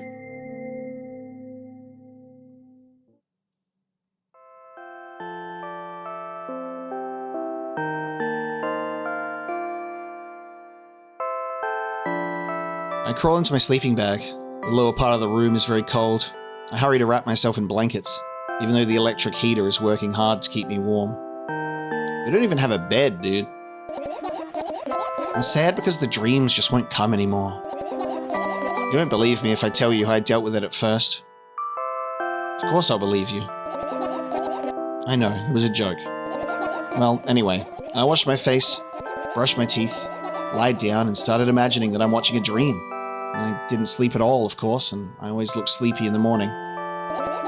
After a week of insomnia, I started feeling weird and seeing things. Letters floating in the air, strange silhouettes that appeared in the most unexpected of places. Bulging eyes with trembling, pale pupils. It was scary, you know. And one day I almost died. I just collapsed in the middle of the room and couldn't move for a while, and then silhouettes, letters, and eyes were hanging over me and hissing. So, are we doing, like, epilepsy as well? It was horrible. And well-deserved, I guess. Like epilepsy and seizures. It felt like I was caught on the biggest lie in the world. Yeah, it felt exactly like that. After that, I stopped. But the silhouettes, letters, and eyes stayed there. I guess they like this place. They always follow in my wake, peeping at me, and I'm kind of scared of them, and I can't even argue with them. But today, well, still too scared to tell me? Of course, they're still listening, you know. Use your hands. All right. I start chaotically twirling my fingers with enthusiasm, forming complex shapes. You want me to tell you a bedtime story? Shh. I was trying so hard here. Don't you get it? They'll hear you. Relax. Nobody can hear you. So what do you say? I'd be happy to, but I have no idea how to tell them. Oh, it's incredibly easy. Just talk about something without stopping. Sounds silly. But it's not. And meaningless. You don't know what you're talking about. I know enough to realize that we'll just end up wasting time. Let's just focus on something actually important. Boring. Fine. Close your eyes.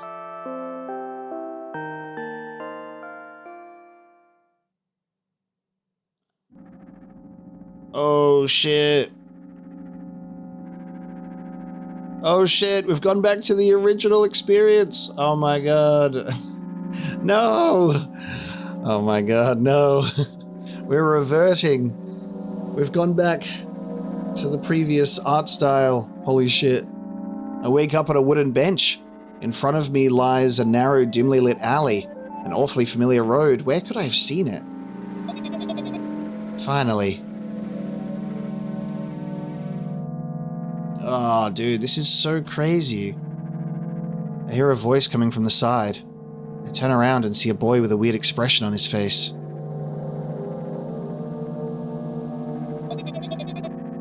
It's cool because it's like the previous game's art style, but still with like some improvements to like what we can see.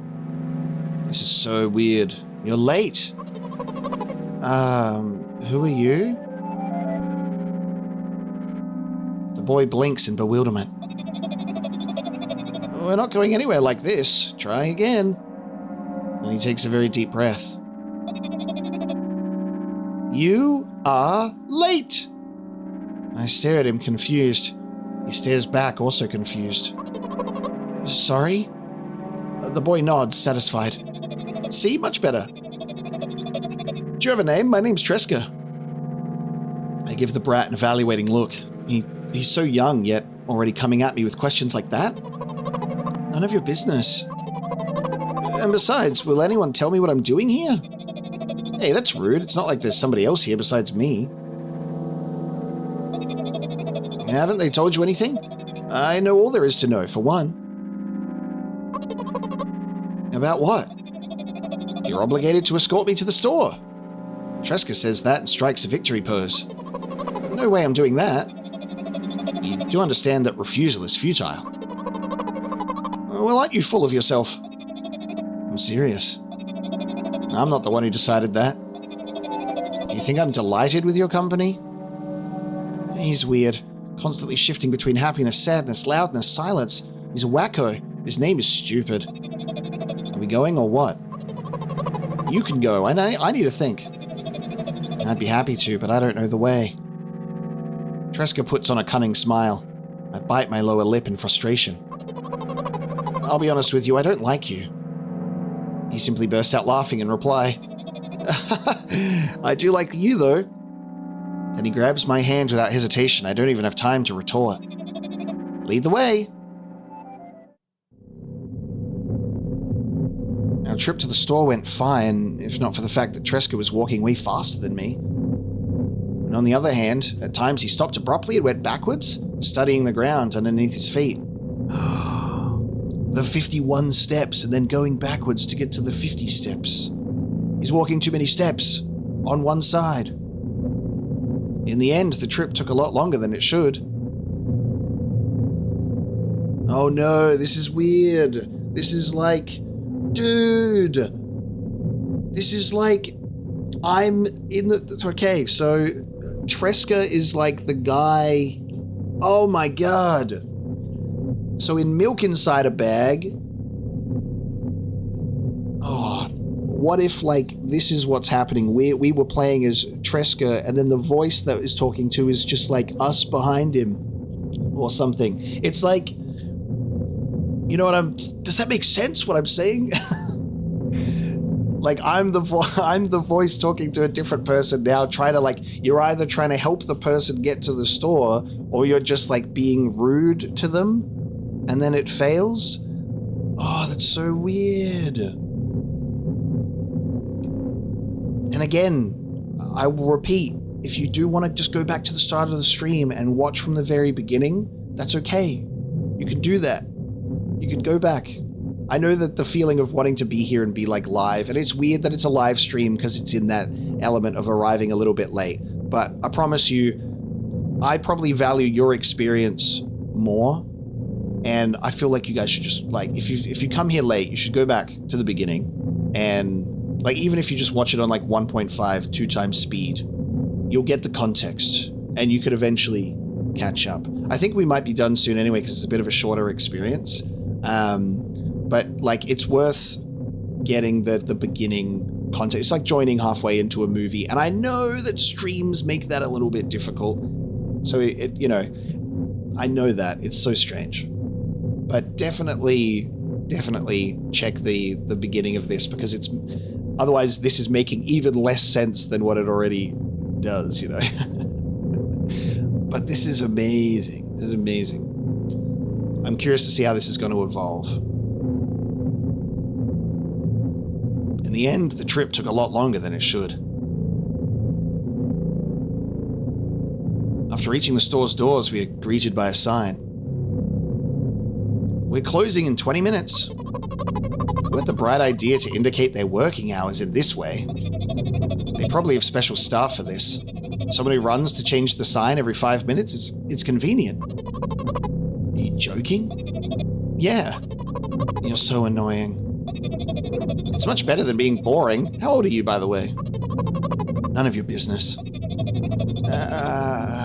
And what's your name? None of your business. I was ready to slap the living hell out of the brat, but a scary-looking man suddenly appeared behind the glass. He's holding a cardboard sign that says, "We're closing in 15 minutes. Let's go. What are you waiting for? Huh? Oh, yeah. After another round of going across the long row of canned products, we realize that we're lost. I can't believe you don't know where they sell milk. Maybe we should ask somebody for directions? Sure. Hey, wait up. Tresca lets go of my hand and walks confidently toward one of the few store's customers. That person is standing with their back to us, studying something on the shelf. Hello, can I can't hear neither the second part of his question nor the reply he gets, but my good-for-nothing friend freezes in place, looking the customer straight in the eye. I hurry toward them. Is he yours? The customer talks to me. He speaks with disgust while wearing a scornful expression.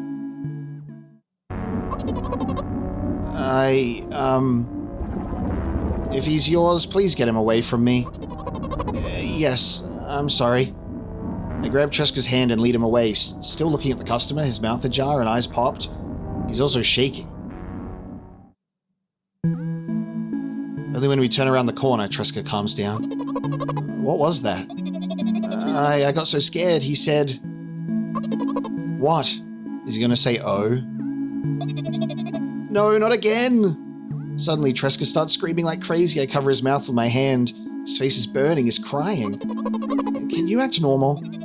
You don't understand. Of course I don't. I don't understand anything. Annoying other people is still wrong, though. This is something you don't understand, it seems. You're mean. Who, me? Tresca pushes me away and runs off.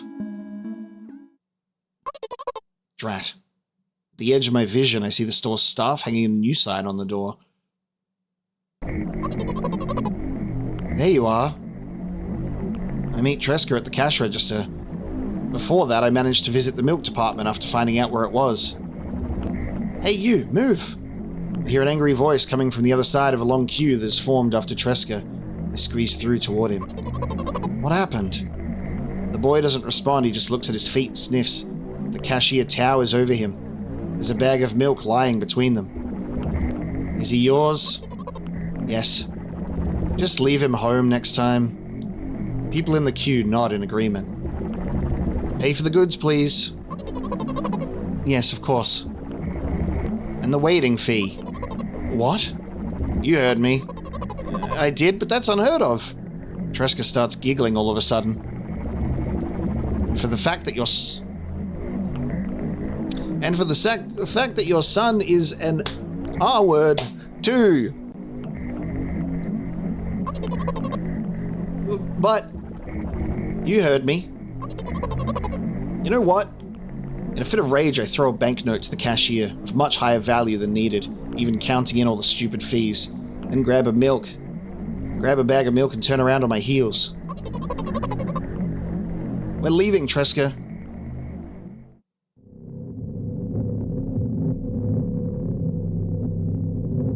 We spend the whole trip back in silence. At some point, we end up turning right toward a gas station.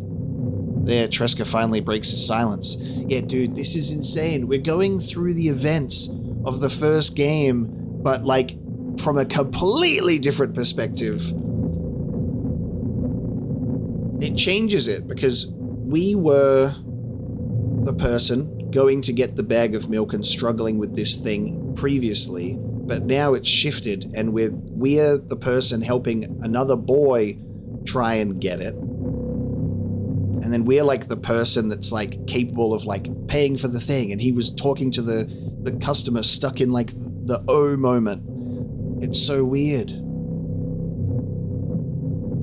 This is the really exciting part where like whenever I get in a situation like this, I'm always excited to see how it's gonna like connect at the end of it. Tresca finally breaks his silence toward the gas station. Do you like ice cream? No. Okay. I look at the boy's face. A light flickers in his eyes for a brief moment and then goes out.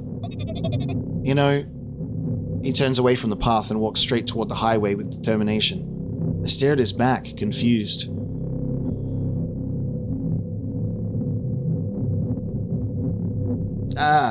Ah. It seems like you're not helping me at all.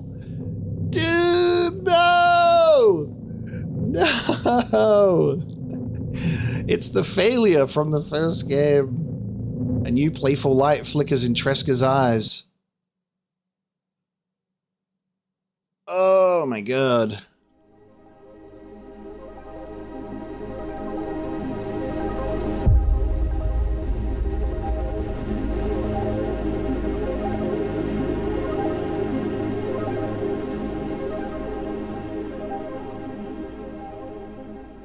Oh. Milk outside a bag of milk outside a bag of milk. A game by Nikita Kryukov. And that is the end. We finished. That was so crazy.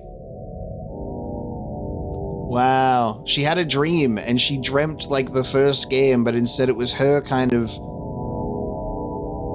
you know, struggling to help someone else. That is so wild. I really, really enjoyed this one. What do we think?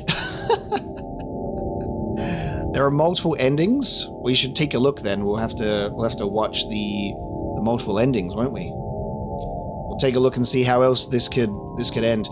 In that dream, though, obviously there was nothing that we could do to control it. We just had to like watch it play out. But that was fascinating. The game apparently has like 5 endings. Wow. So there's conditions and timestamps. Of course it would be like, depending on which dialogue options you choose and probably what you end up searching and not searching in the room as well. And then maybe if you did something, maybe we could have ended up interacting with that pile, that glitch pile on the floor. That was insane.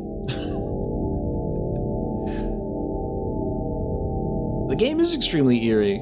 So right. What you look at the end and what you say is different. Yeah, so you can start a new game. This was the default ending. Ah, I love being the default ending. Isn't that good? It means we played the game as intended. That's better. What we're going to do then is I'm just going to quickly take a tiny little bathroom break, and then we're going to watch the multiple endings, and we'll see what else we can get out of this experience. But this was fucking cool. As unsettling as all hell, but really, really cool. SnowRune's channel. There is 5 endings with no commentary. So I think that's what we're going to be, that's what we'll look at.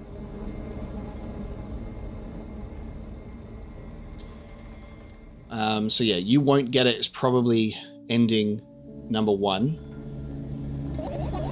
We help out Tremere. What have I got? Vampire, the Masquerade Bloodlines in my head. What was his name? Tresca? Not Tremere.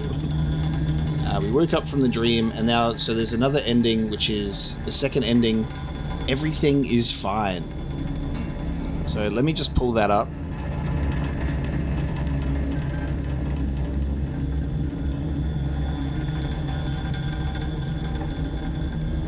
And let me just close the, game. All right, here we go.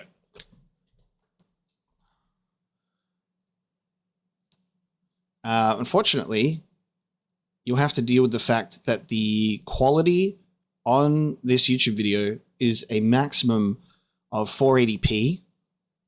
So transport yourself to the time period of 2009 and put down your HD screens, because we're going to 480p, all right? But I think this might be the best video that I can find that has all of the endings with no commentary. That's a bit unfortunate, but it's not like the game is incredibly graphically demanding in the first place. So this is ending number 2. Everything is fine. So I definitely want to view all of the endings. So we'll be here for this is good though, because this extends the stream for a bit more of like an actual game day. We played 2 games, and then it is an interesting enough adventure that I want to like dive into more of like more endings and more of what the hell's going on in this experience. Will it push me to play different visual novels on the channel in the future? You know what? Maybe.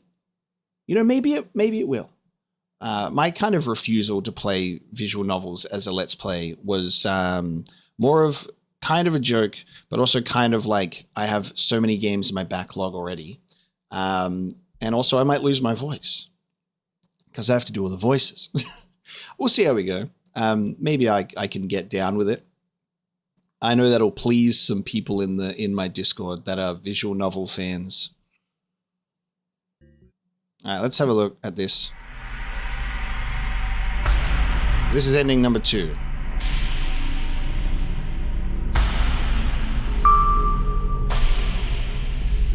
I guess this is showing, I guess this might be like showing what you have to do in order to like unlock the ending.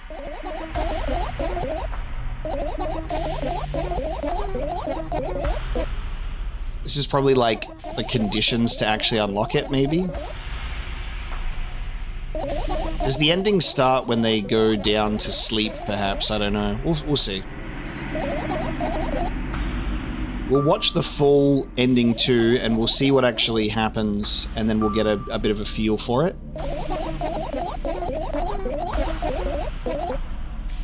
For the next endings, we'll probably try and like find where the ending begins.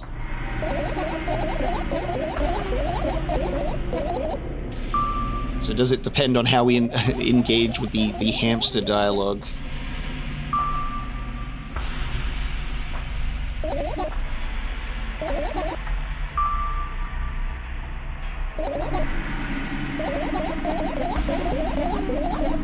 The 480p almost kind of works for this type of game as well, which is pretty funny.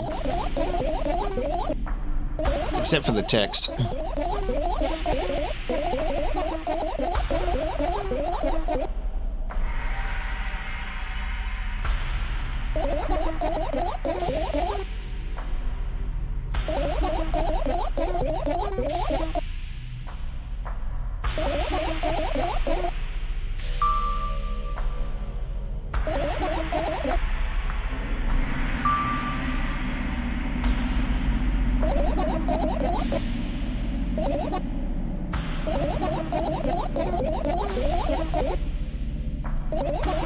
I think we did this exactly the same.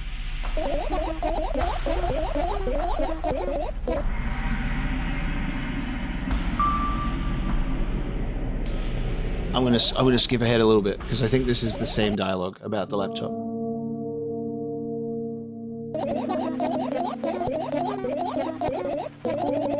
So I'm assuming this might be like finish searching a little bit early even? I don't know. Let's just go to bed and see what happens.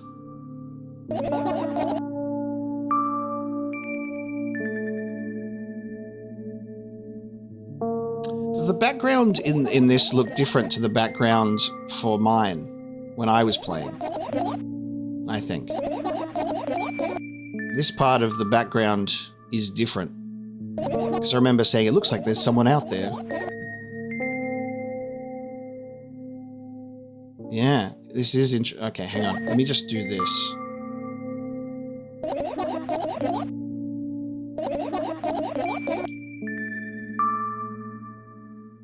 Oh, is it? It's if you pick, there's no way nobody cares about you that much. Wow. So that's the option difference. So just for a few minutes. So we go outside. Okay.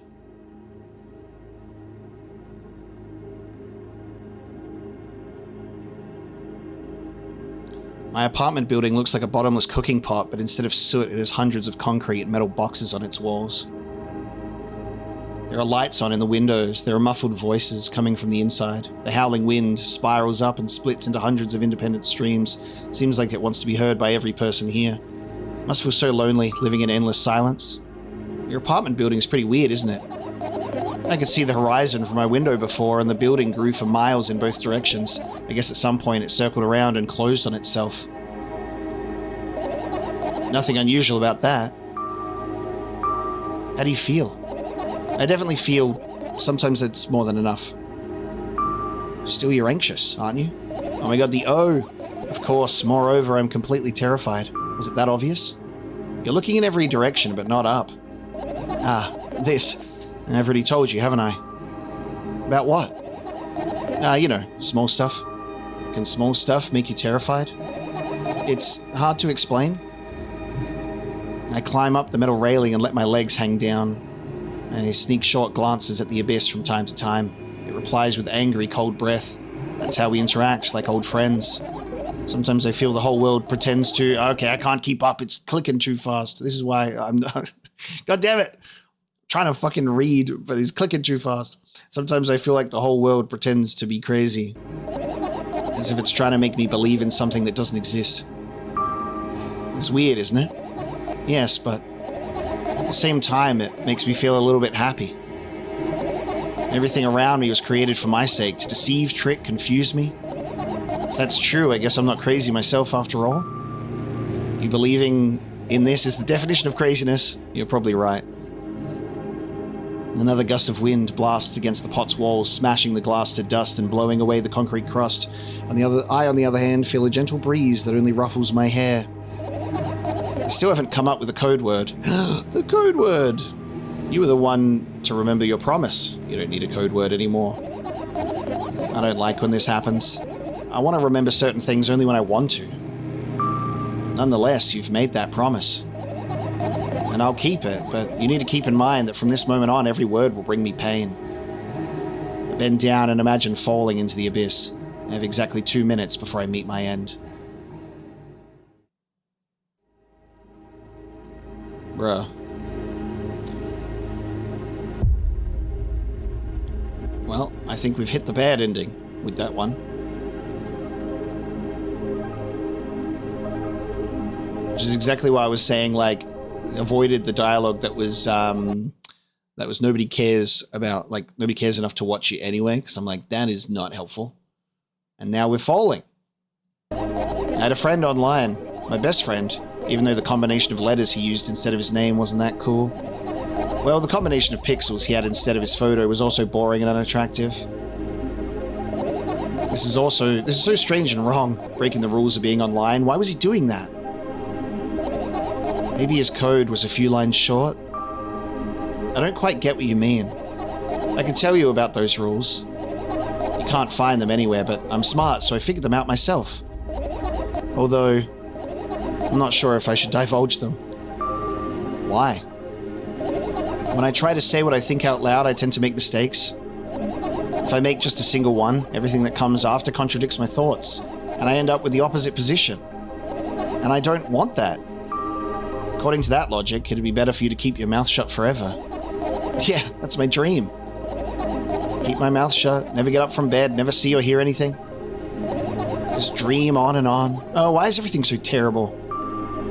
Don't get distracted. So, what was that about your friend? My friend? Ah, yes. He was brazen enough to... Come on, gather your thoughts. He somehow made me believe that he was real. He kept describing someone else's life to me in detail as if it was him. And he expected me to do the same. And then I told him everything about myself without hiding a single thing. I grit my teeth. The wind whips my face without mercy. It slices my skin into uneven stripes as if it's a piece of thin cloth. He knew more about me than anybody else in the world. You know what he did?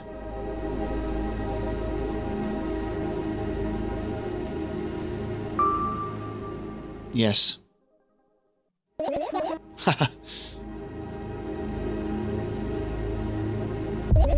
Sending an army of bots to harass me was probably fun. What's most important, it was a win-win situation. They spawn here and there, simple bits of code that are effortless to run. No wonder the algorithm assigns that pattern more often than the others from the list. Text and video generators get to work at the same time. My name surfaces on the web more and more. It's unbearable. Unbearable. From around every corner, every balcony, ceiling, attic, wall, I always feel many pairs of watchful eyes directed at me. And now they watch me from the screens too. But I'll put an end to it. I've decided a long time ago. Though, maybe I only decided that only... My body finally crashes into the ground, smashing into millions of tiny pieces, like porcelain. I'm cold. Let's go back inside.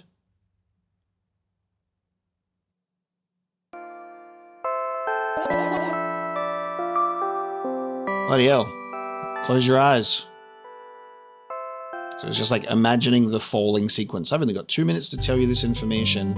I'll just pause for a second before we keep going. But it's very interesting because it seems we're trying to like discern what's actually going on in reality, but also her reality at the same time. It's like she made a friend online that told everything to, but then was she exposed on the internet for something? And then she's like, everyone came at me and my name's popping up everywhere. I don't know. I was going to say, I was wondering if that boy's name was going to end up being Tresca, and that's why she was dreaming about him in the first one. But we'll see. We don't know what that boy's name was. Ugh, another terrible morning. Ooh, why is my face always so stupid? I wonder what the others at school will think. Well, it's not that I care too much. I just don't want to be branded a loser on my first day. Cheer up. There's nothing wrong with looking different. It's not what defines you, after all. Hey, hurry up. Yes, Mom.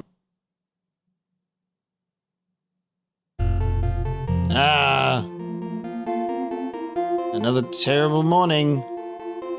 Ooh, why is my face always so stupid? I wonder what the others at school will think.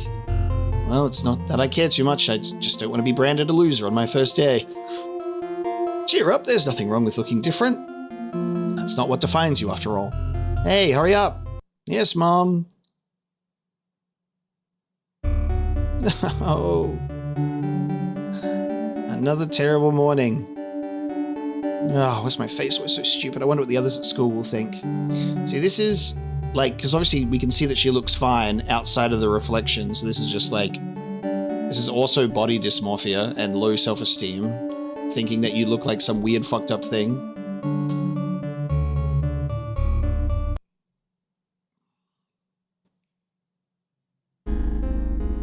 Oh! Another terrible morning. Why is my face always so stupid? I wonder what the others at school will think. I'm walking around with a giant hole in my face.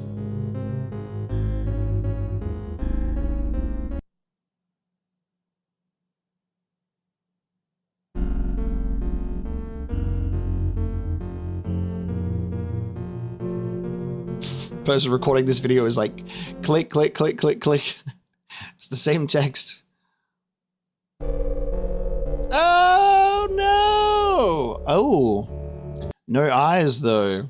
Similar to me, but also empty pupils. We are speedrunning this. The person really wants to get through this. They just click it. Fuck.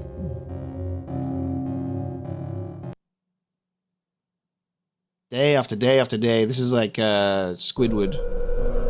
This is that SpongeBob episode where Squidward is doing that thing every day. Same day every day.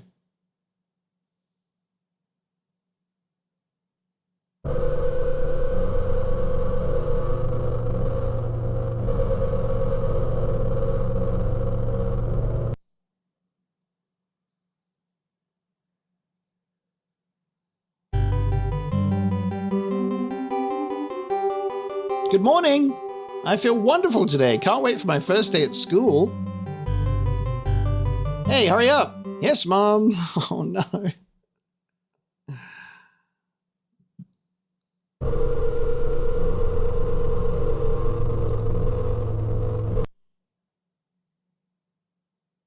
Ah, and we woke up from the dream.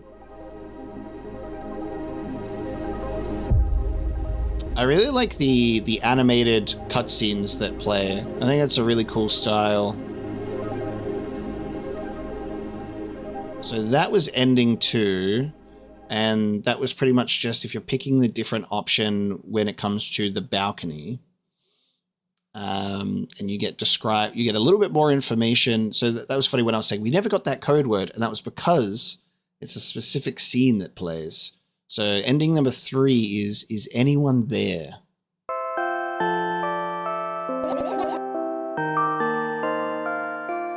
We shall close our eyes. I wonder what the condition for this one was then. Because this is immediately different. I wake up lying on the cold floor in the center of a cramped room. I look around without standing up. There's no furniture, just naked walls and a single door. I can hear muffled sounds coming from the other side of it. Scary sounds.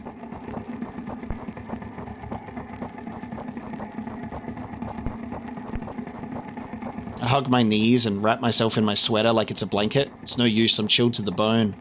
The room is pretty spacious, but I still can't shake the feeling that I'm trapped inside a suffocating casket, and the faint blue glow that sneaks in through the keyhole only adds to that feeling.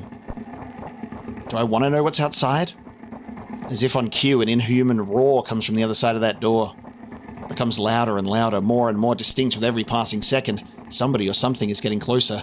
I curl into a ball, trying to take up as little space as possible. Maybe I can become invisible or become smaller in some miraculous way. In the meantime, the howl becomes unbearably loud, but only for a moment. Then it sheepishly backs off until I can't hear it anymore. I finally decide to stand up. This is what happens if you don't collect all the fireflies, alright. After I do that, I hear another strange sound. It's coming from right above me now. The ceiling moves upwards, squeaking. Small debris is falling on my head. I squint a little, then raise my hand, trying to touch the ceiling, but it suddenly starts to rise quicker and instantly disappears. I was doing so well. It suddenly starts to rise quicker and instantly disappears into the darkness. I'm not in a casket anymore. Well, it wasn't exactly a casket now. It was a well in the form of a casket. The room becomes darker and colder. I'll have to do something at some point.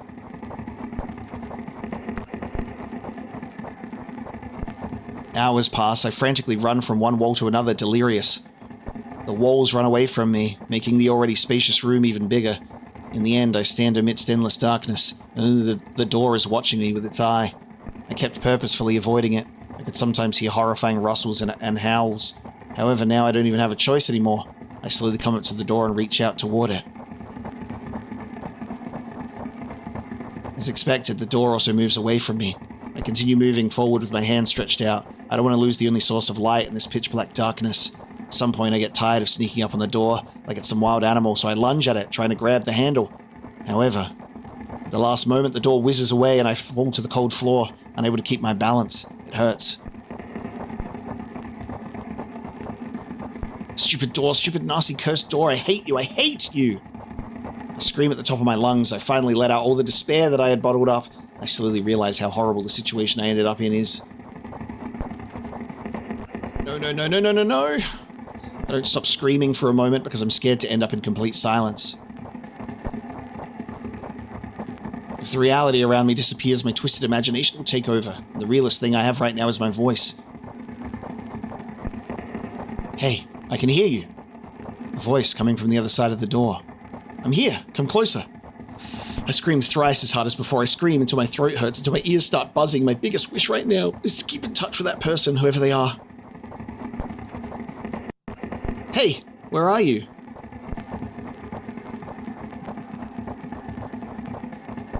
I rush toward the door, stumbling on the way. I keep running for a minute, for 10 minutes, but the door isn't even an inch closer.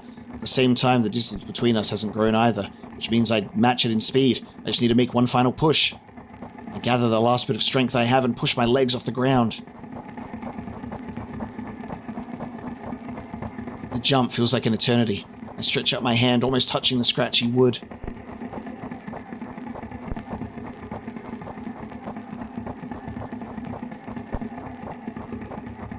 I dive face first onto the ground with ridiculous speed. I slide at least 30 more feet like that thanks to inertia, leaving behind a bloody trail. My hand is still outstretched, trying to grab empty space.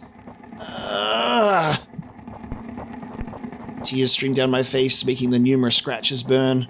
I try to wipe them, but I scream and yank my hand away the moment I touch my face. My lips and nose are now a mushy mess. Somebody help! The other side of the door is completely silent. The silence reigns for an excruciatingly long time. However, at some point, that silent torture ends. Hey, I can see you. I try to reply, but stifled whimpers come out of my throat instead of words. Are you hurt? Yes, yes. I stand up from my knees despite continuing to cry. I take a couple of deep breaths and start running again. I keep running for hours. I feel like the door is closer to me by an inch or two now. I almost let myself stop for rest at that thought. I can't rest, I'll catch up to it sooner or later. The voice from the other side of the door keeps asking me how I feel. I let out heavy, ragged breaths in reply. I'll fall from exhaustion if I utter another word. Still, I'm thankful to them and don't want them to become silent. After another hour passes, I barely scratch the handle with my nails. I'm almost there. I'm so scared. Why aren't you doing anything? Why are they doing this to me? Don't they understand how painful this is for me? Almost there. You're scaring me. Go away.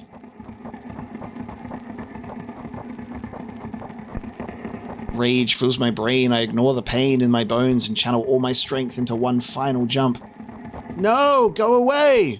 I firmly grasp the handle and open the door. Blinding light hits my eyes. I lose the ground beneath my feet and start falling.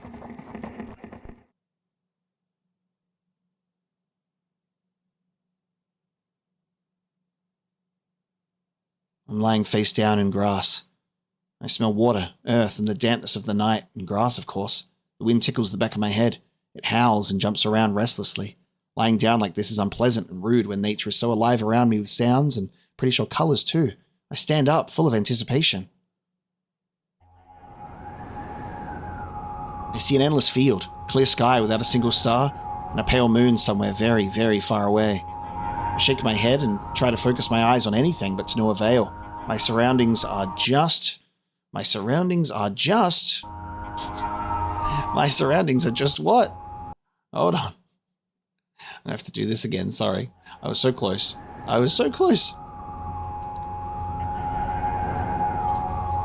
I'm speed reading. My surroundings are just too vast. I feel dizzy.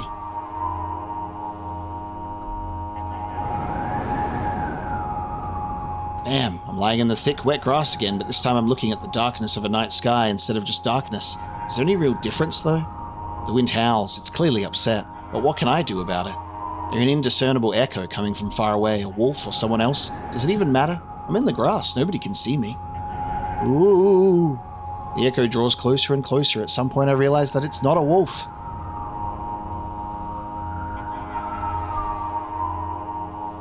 I jump up and start turning my head in a panic. Where's that sound coming from? I haven't said that out loud, but got an instant reply. Ooh, it's the O. Hey, I can hear you. My voice runs across the field, mixing with the rustle of the grass and the howls of the wind. Feels like it's about to get absorbed by them, but... Ooh. Hey, where are you? Ooh. I can't understand where I should run to and if I should run at all. Somebody clearly wants me to find and help them. Maybe they're hurt? The grass tickles my heels while I drag my feet in the direction where I think the sound is coming from. It's just... there's not a single tree or stone around, only an endlessly wide field. I hear a resounding, painful scream. I shut my eyes and cover my ears. I suddenly feel scared. The screams turn into a cry. I carefully raise my head, still scared to death. Somewhere very far away among the thick grass, I spot a silhouette. Just a small black spot, but hey, I can see you. The silhouette doesn't move, but the sound is definitely coming from its direction. No, it's not a scream, more like a whimper or a wheeze. Ooh. Are you hurt? No reaction again, just muffled sounds. Maybe it's the wind going mad and the black spot is just a stone or a tree?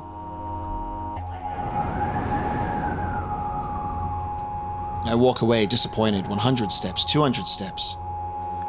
Then I turn around. Surprisingly, the spot hasn't become smaller. I start jogging. The grass is no longer tickling me, it's whipping my ankles, leaving cuts. A feeling of panic and unexplainable dread grow inside me. A stone, a tree, why the hell is this field endless?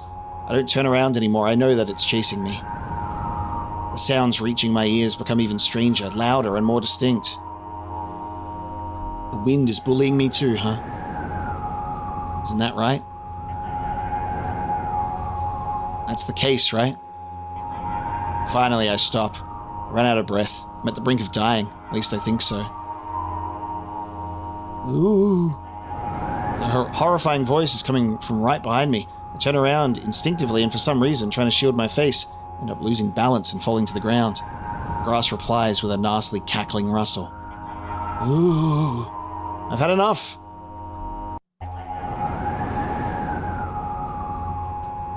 spring up. The silhouette is still there, the same distance as before.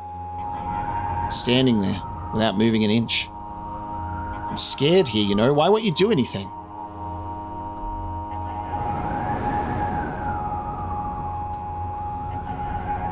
The silhouette trembles and then starts slowly gliding toward me, followed by new sounds, wheezes, moans.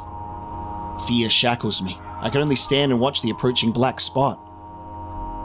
My lips are parched. I speak in a voice I don't recognize. You're scaring me, go away!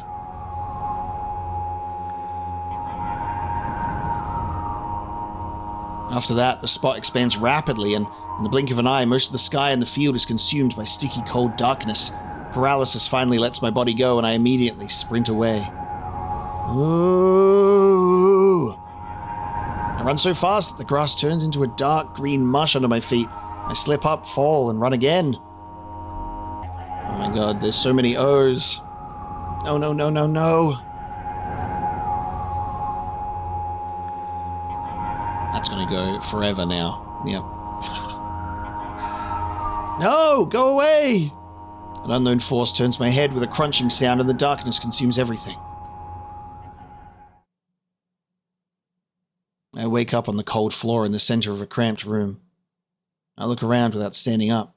There's no furniture, just naked walls. God damn. That was a very bad dream, that one. Jeez. That one is, that one is insane because there's a lot of, like, dreams are so weird, especially when you're obviously, like, dreams are obviously mental experiences. So when you're kind of mentally unwell or, like, a lot of things are going on in your life, that is going to completely fuck with your sleep and with your dreams. I used to get sleep paralysis. And it used to happen mostly in one particular house that I lived in, to the point where I'm like, I don't know why it only happened in that specific house or like what was going on, but I used to have sleep paralysis pretty regularly in this particular home at one point in time. I don't get that anymore at all. And it always used to be the same type of dream. Like there was a similar type of dream. And it would be like everything was kind of fine. And then all of a sudden, like I would like look into like a shadow or like a dark space. And I would, in the dream, become aware of what was about to happen because I was about to be consumed by the darkness or the shadow. And this happened a lot. So this would be a dream where things were kind of normal, but then there would be darkness. And then I would be trying to escape or run away from that darkness. Or before I could even do it, the darkness would take me and then I would wake up and I would be woken, but I couldn't move because of sleep paralysis.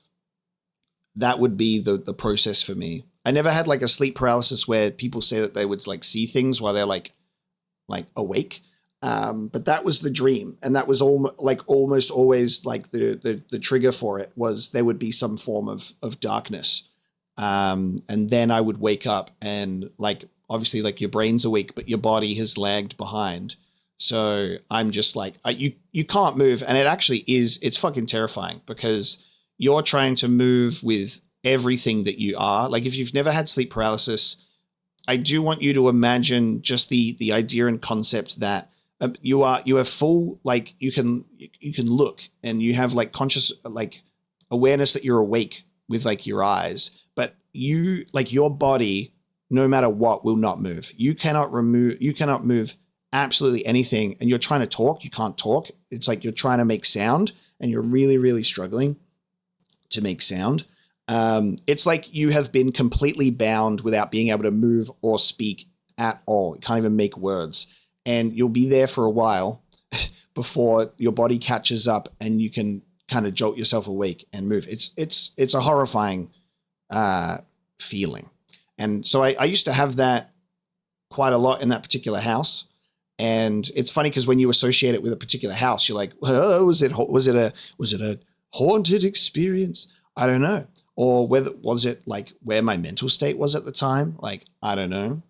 But I don't have that anymore. Like I can't even remember the last time I had like a sleep paralysis experience. I think I might have had it like once or twice after that house, but it was just insane to think about. And there's like a similar concept with that dream where there's just like this darkness, and then she's just like running away from the darkness for so long. And it comes with those dreams as well of like that feeling that you're like running away from something or running after something, but you can't catch up. You're just like going so slowly, like whenever you're trying to run in a dream, but you're going like so incredibly slow.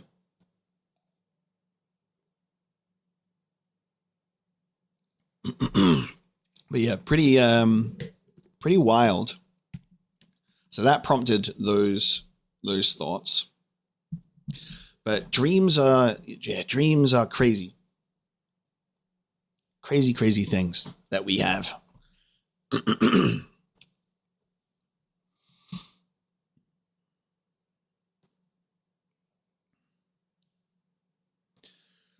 All right. Well, let's move into ending number 4, which is I look down. This one's a little bit shorter.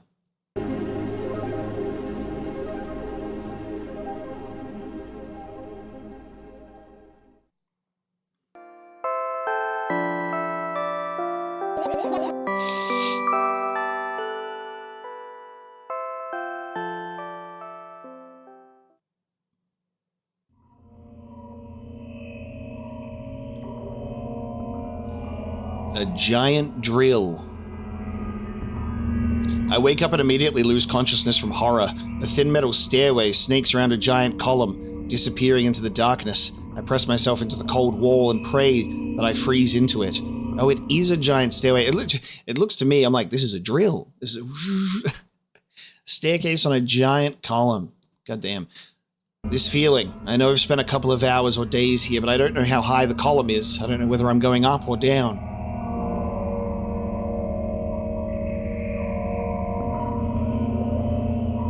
What's the condition for this one?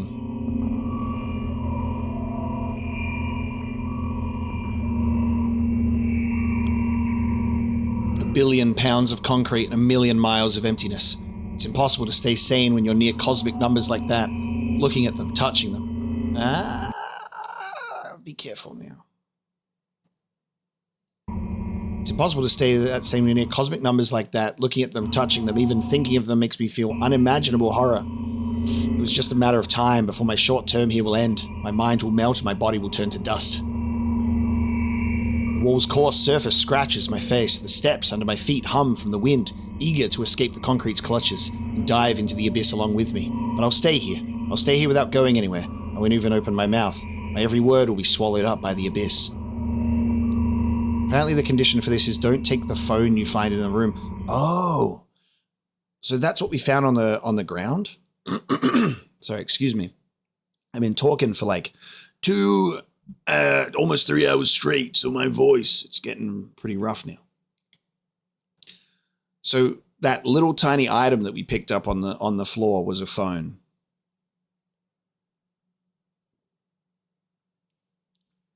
Interesting. We almost missed that. And then don't go to the balcony. So we almost would have gotten this ending if I didn't pick up that tiny little phone.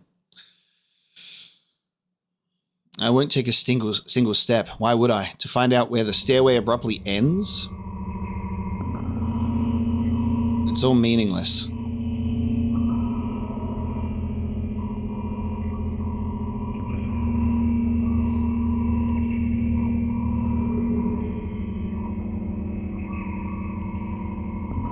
Many units of time pass, but I'm still unmoving. My whole body is trembling, but then I realize it's the whole space around me that is trembling.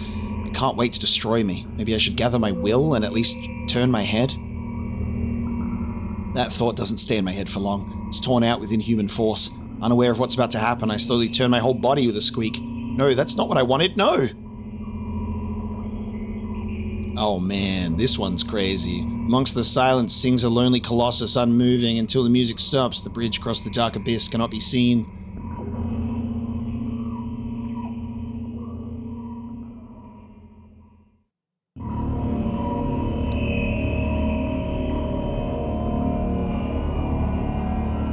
Oppressive, thick, sticky air drives itself into my ears, silencing my thoughts with a haphazard string of words while I watch the scene before me unfold. Hundreds of giant concrete structures just like mine, spread in tidy rows endlessly in all directions. Stairways wrap around them like vines.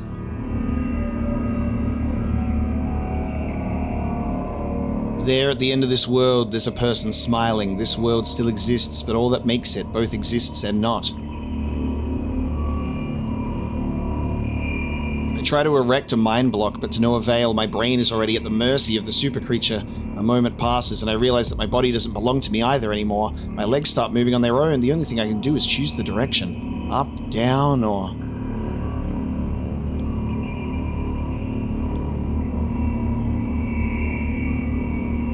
The crowd notices blood on Woznek's hands. He runs away. Mendel appears. He has nothing human about him, apart from his excessive grace and hidden elegance. He walks out of the center stage. First act begins. Foreign thoughts become even more incoherent. There's less and less space for my own. Do you feel the connection to your body clearly, or does it still cause confusion and fear? If you've been living through that fear a lot recently, how did it manifest exactly? Answer honestly. Don't hide anything.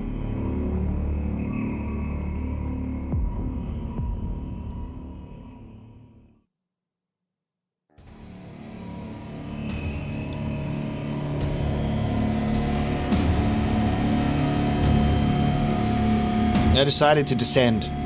Descend. You can have a sneaking suspicion that something is wrong because your path has changed. Maybe you started talking in a wrong way or made some sort of mistake. If so, start getting used to your new life. Try creating imagery that would instill the feeling that everything is as it should be, and with time, it will create a new order inside you. I don't doubt that you're going through some hard times, but you have to make some sacrifices. Grow up. Only then you'll be able to obtain the meaning of life. Do you get it? Try that if you find it important. Every passing day is a precious gift. If you share a piece of that gift with the world even once, it will seem like a speck of dust. Do you get it? No, I'm sorry. I won't get that then. Do you get it? Do you get it? Do you get it? Yes, even you get it. When you notice how people look at themselves in the mirror, when you look at your own reflection and realize that it exists in reality, do you understand how exactly it exists? Oh my god, what is that ending? That's insane. That's if you don't pick up a phone and you go absolutely insane. What? I look down. That is...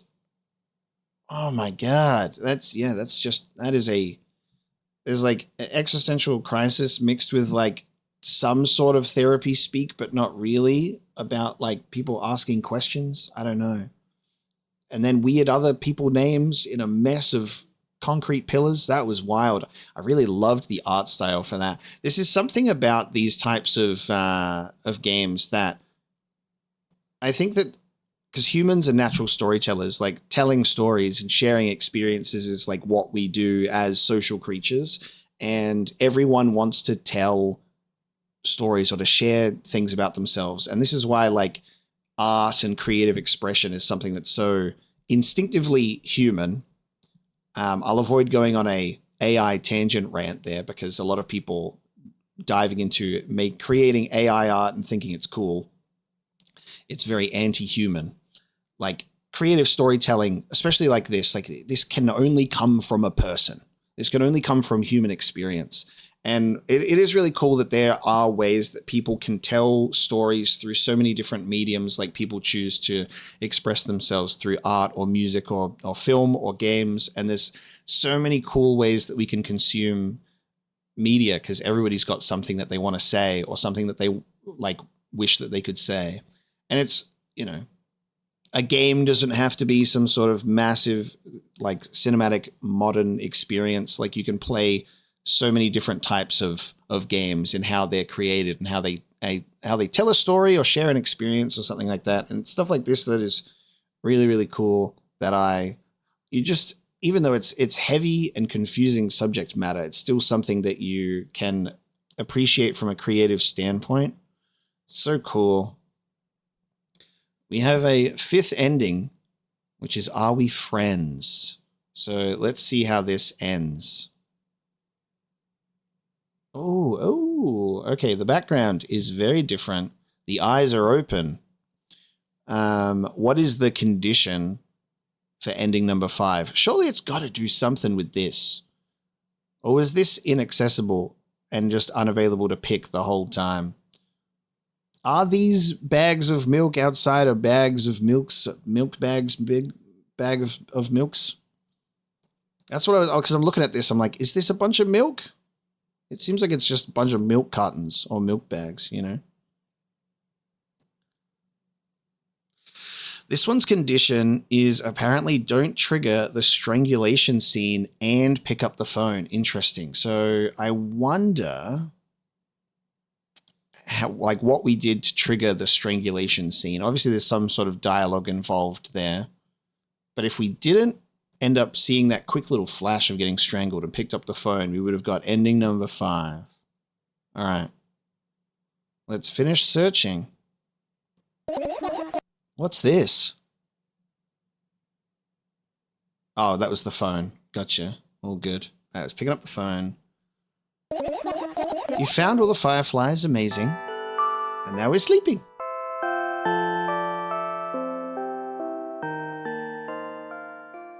All right.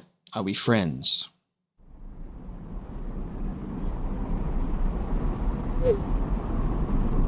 Hello, thank you for choosing our pizzeria. You know, this place is so empty, though I don't feel particularly good or bad because of it. I'm all alone, but at the same time, it feels like I'm not. There's a lot of thoughts in my head. They always keep me entertained.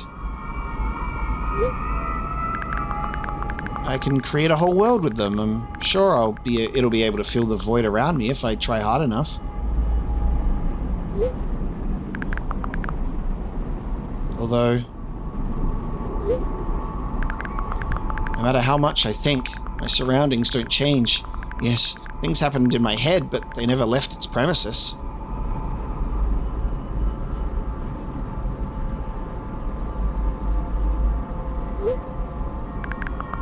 And it's not like I tried to suppress them. Maybe they were afraid to come out.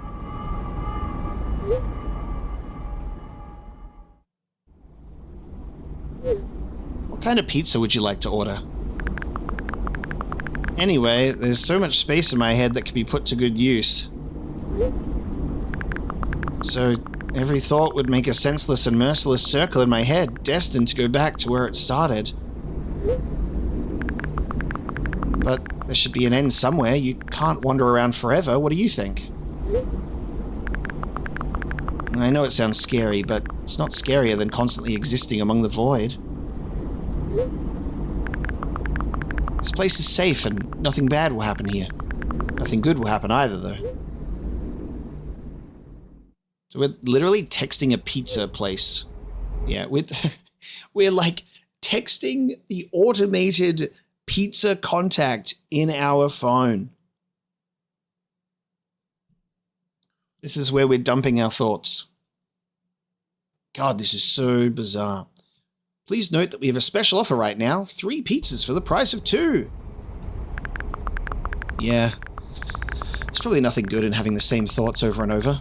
What's the point of having them anyway?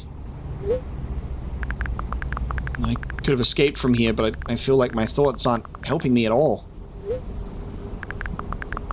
I should be ashamed. Probably. It's nobody's fault that I can't even see a door here. I would have had it easier with one. I tried to find it. It turned out to be a waste of time. No matter where I look, it's not looking good. Pun not intended. And that strips me of the last bit of hope for salvation.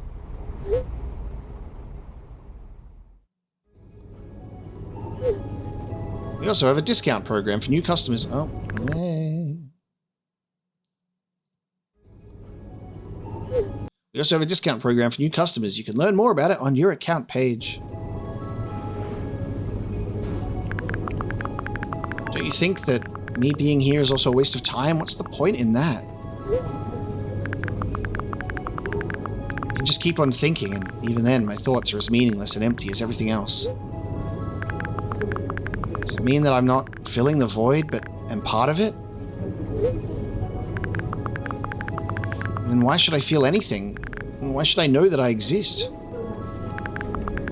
Although, I'm not even sure about that. This place is always neither warm nor cold, it's neutral. But at the same time, if I think about warmth, I feel warm. Maybe this world corresponds to my thoughts? I wouldn't want to admit that I'm completely empty. I'm not the reason everything had disappeared, right? Can't I just adapt and get used to having nothing around me since I can't do anything about it?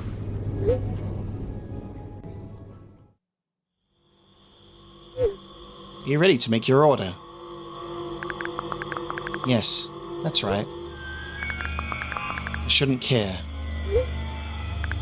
It's empty here and it makes me feel neither good nor bad.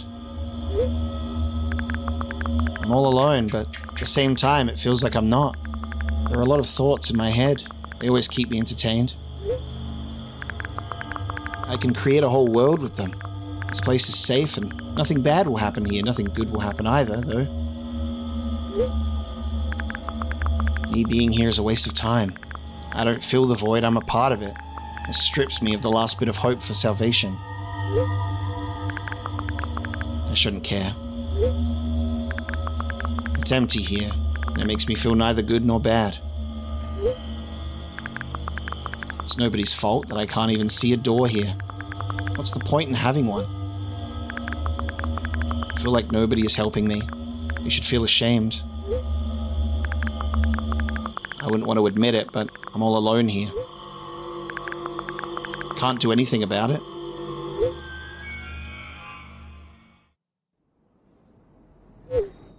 Please note that we have a special offer right now. 4 pizzas for the price of 2.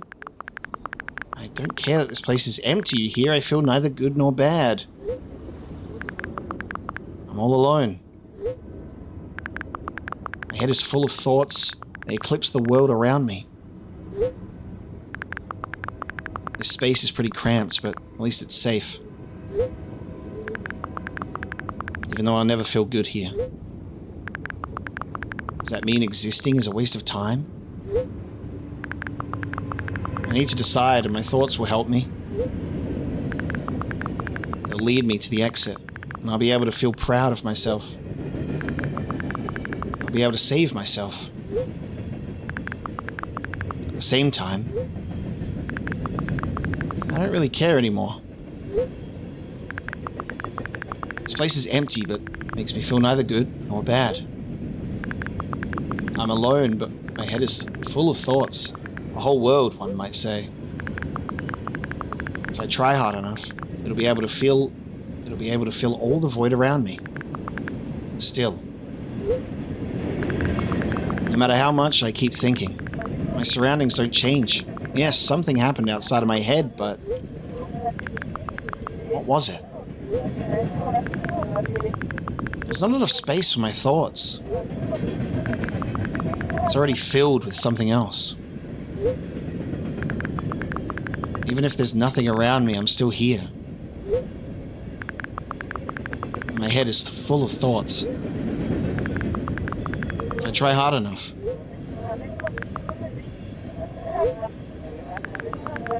So the world isn't empty after all. I can't see anything.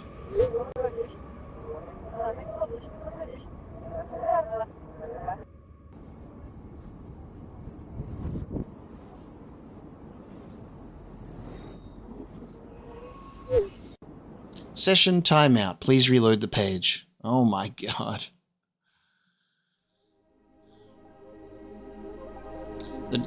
Her walking on the road and then walking seemingly on the train line like made me nervous because I was just like, you're like texting while walking, getting distracted. I'm like, what's going to happen there?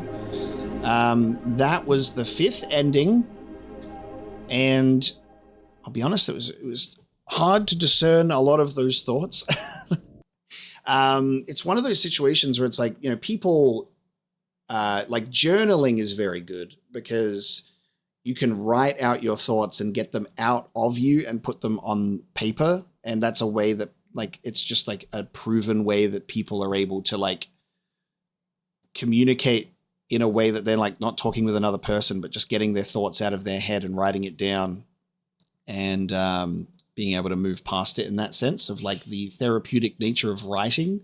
So it feels like that, but in the form of like a texting version of just like texting an empty space that can never reply. But the feeling of maybe texting someone in that space, it's so bizarre. That was milk inside a bag of milk, inside a bag of milk, and milk outside a bag of milk, outside a bag of milk. That was just, yeah, that was something else. I really liked my experience for both of those. I'm glad that I didn't just like only play one of them for some reason, you know. They definitely need to be played together and back to back if possible, because like the fact that it just continues exactly where it left off. I really liked the art direction in this second one. Like I liked the improvement of it being like more like of what you'd expect from a visual novel, with at least like the person that you're talking to and stuff. And there was a bit of point and click adventure in there too. I hope that was cool to watch. It was cool to play. It was a trip, that's for sure. I liked the ending that we got. That was quite effective for me, because it like kind of connects with that first game a little bit in a dreamy sense. And I'm glad that we went through and we reacted to the other endings as well. There's, I think, a lot that can definitely, like, when you're like thrown a lot of existential babble like that, it can be hard to like process on the spot, and then you have to like sit with it a bit and think about it. But this was also, I assume, you know, maybe quite therapeutic for the person who made it too, because like stuff like this doesn't come from nowhere, especially if like this person that has made the game. Again, this is just assuming based on my like completion of the game and not knowing anything else outside of it. But this would have had to come from somewhere maybe personal, whether it happened to them or a friend, or it's just like a situation within them that would inspire them to tell a story like this, because it's obviously very personal and mental and introspective. It's definitely a lot to unpack, but I imagine the experience to create a game like this was probably therapeutic, because you get it out of your system that way. The description is just a sequel to Milk Inside a Bag of Milk Inside a Bag of Milk. Dive into the demented and bizarre world once again and help the girl become a little happier. So Nikita Kryukov, let me see, what else have they got? They have, is this by them as well? There is a game, from her coming soon. I assume her with Nikita. There's another game coming soon on Steam. No release date, but it is 1000, The All Mother's Embrace, which looks like another visual novel.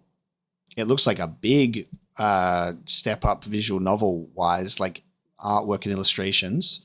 I assume it's something very different though. Something different, which would make sense. But that's cool that there's something else. So thank you so very much for joining me today, everybody. Hope you enjoyed this one, and I will see you next week.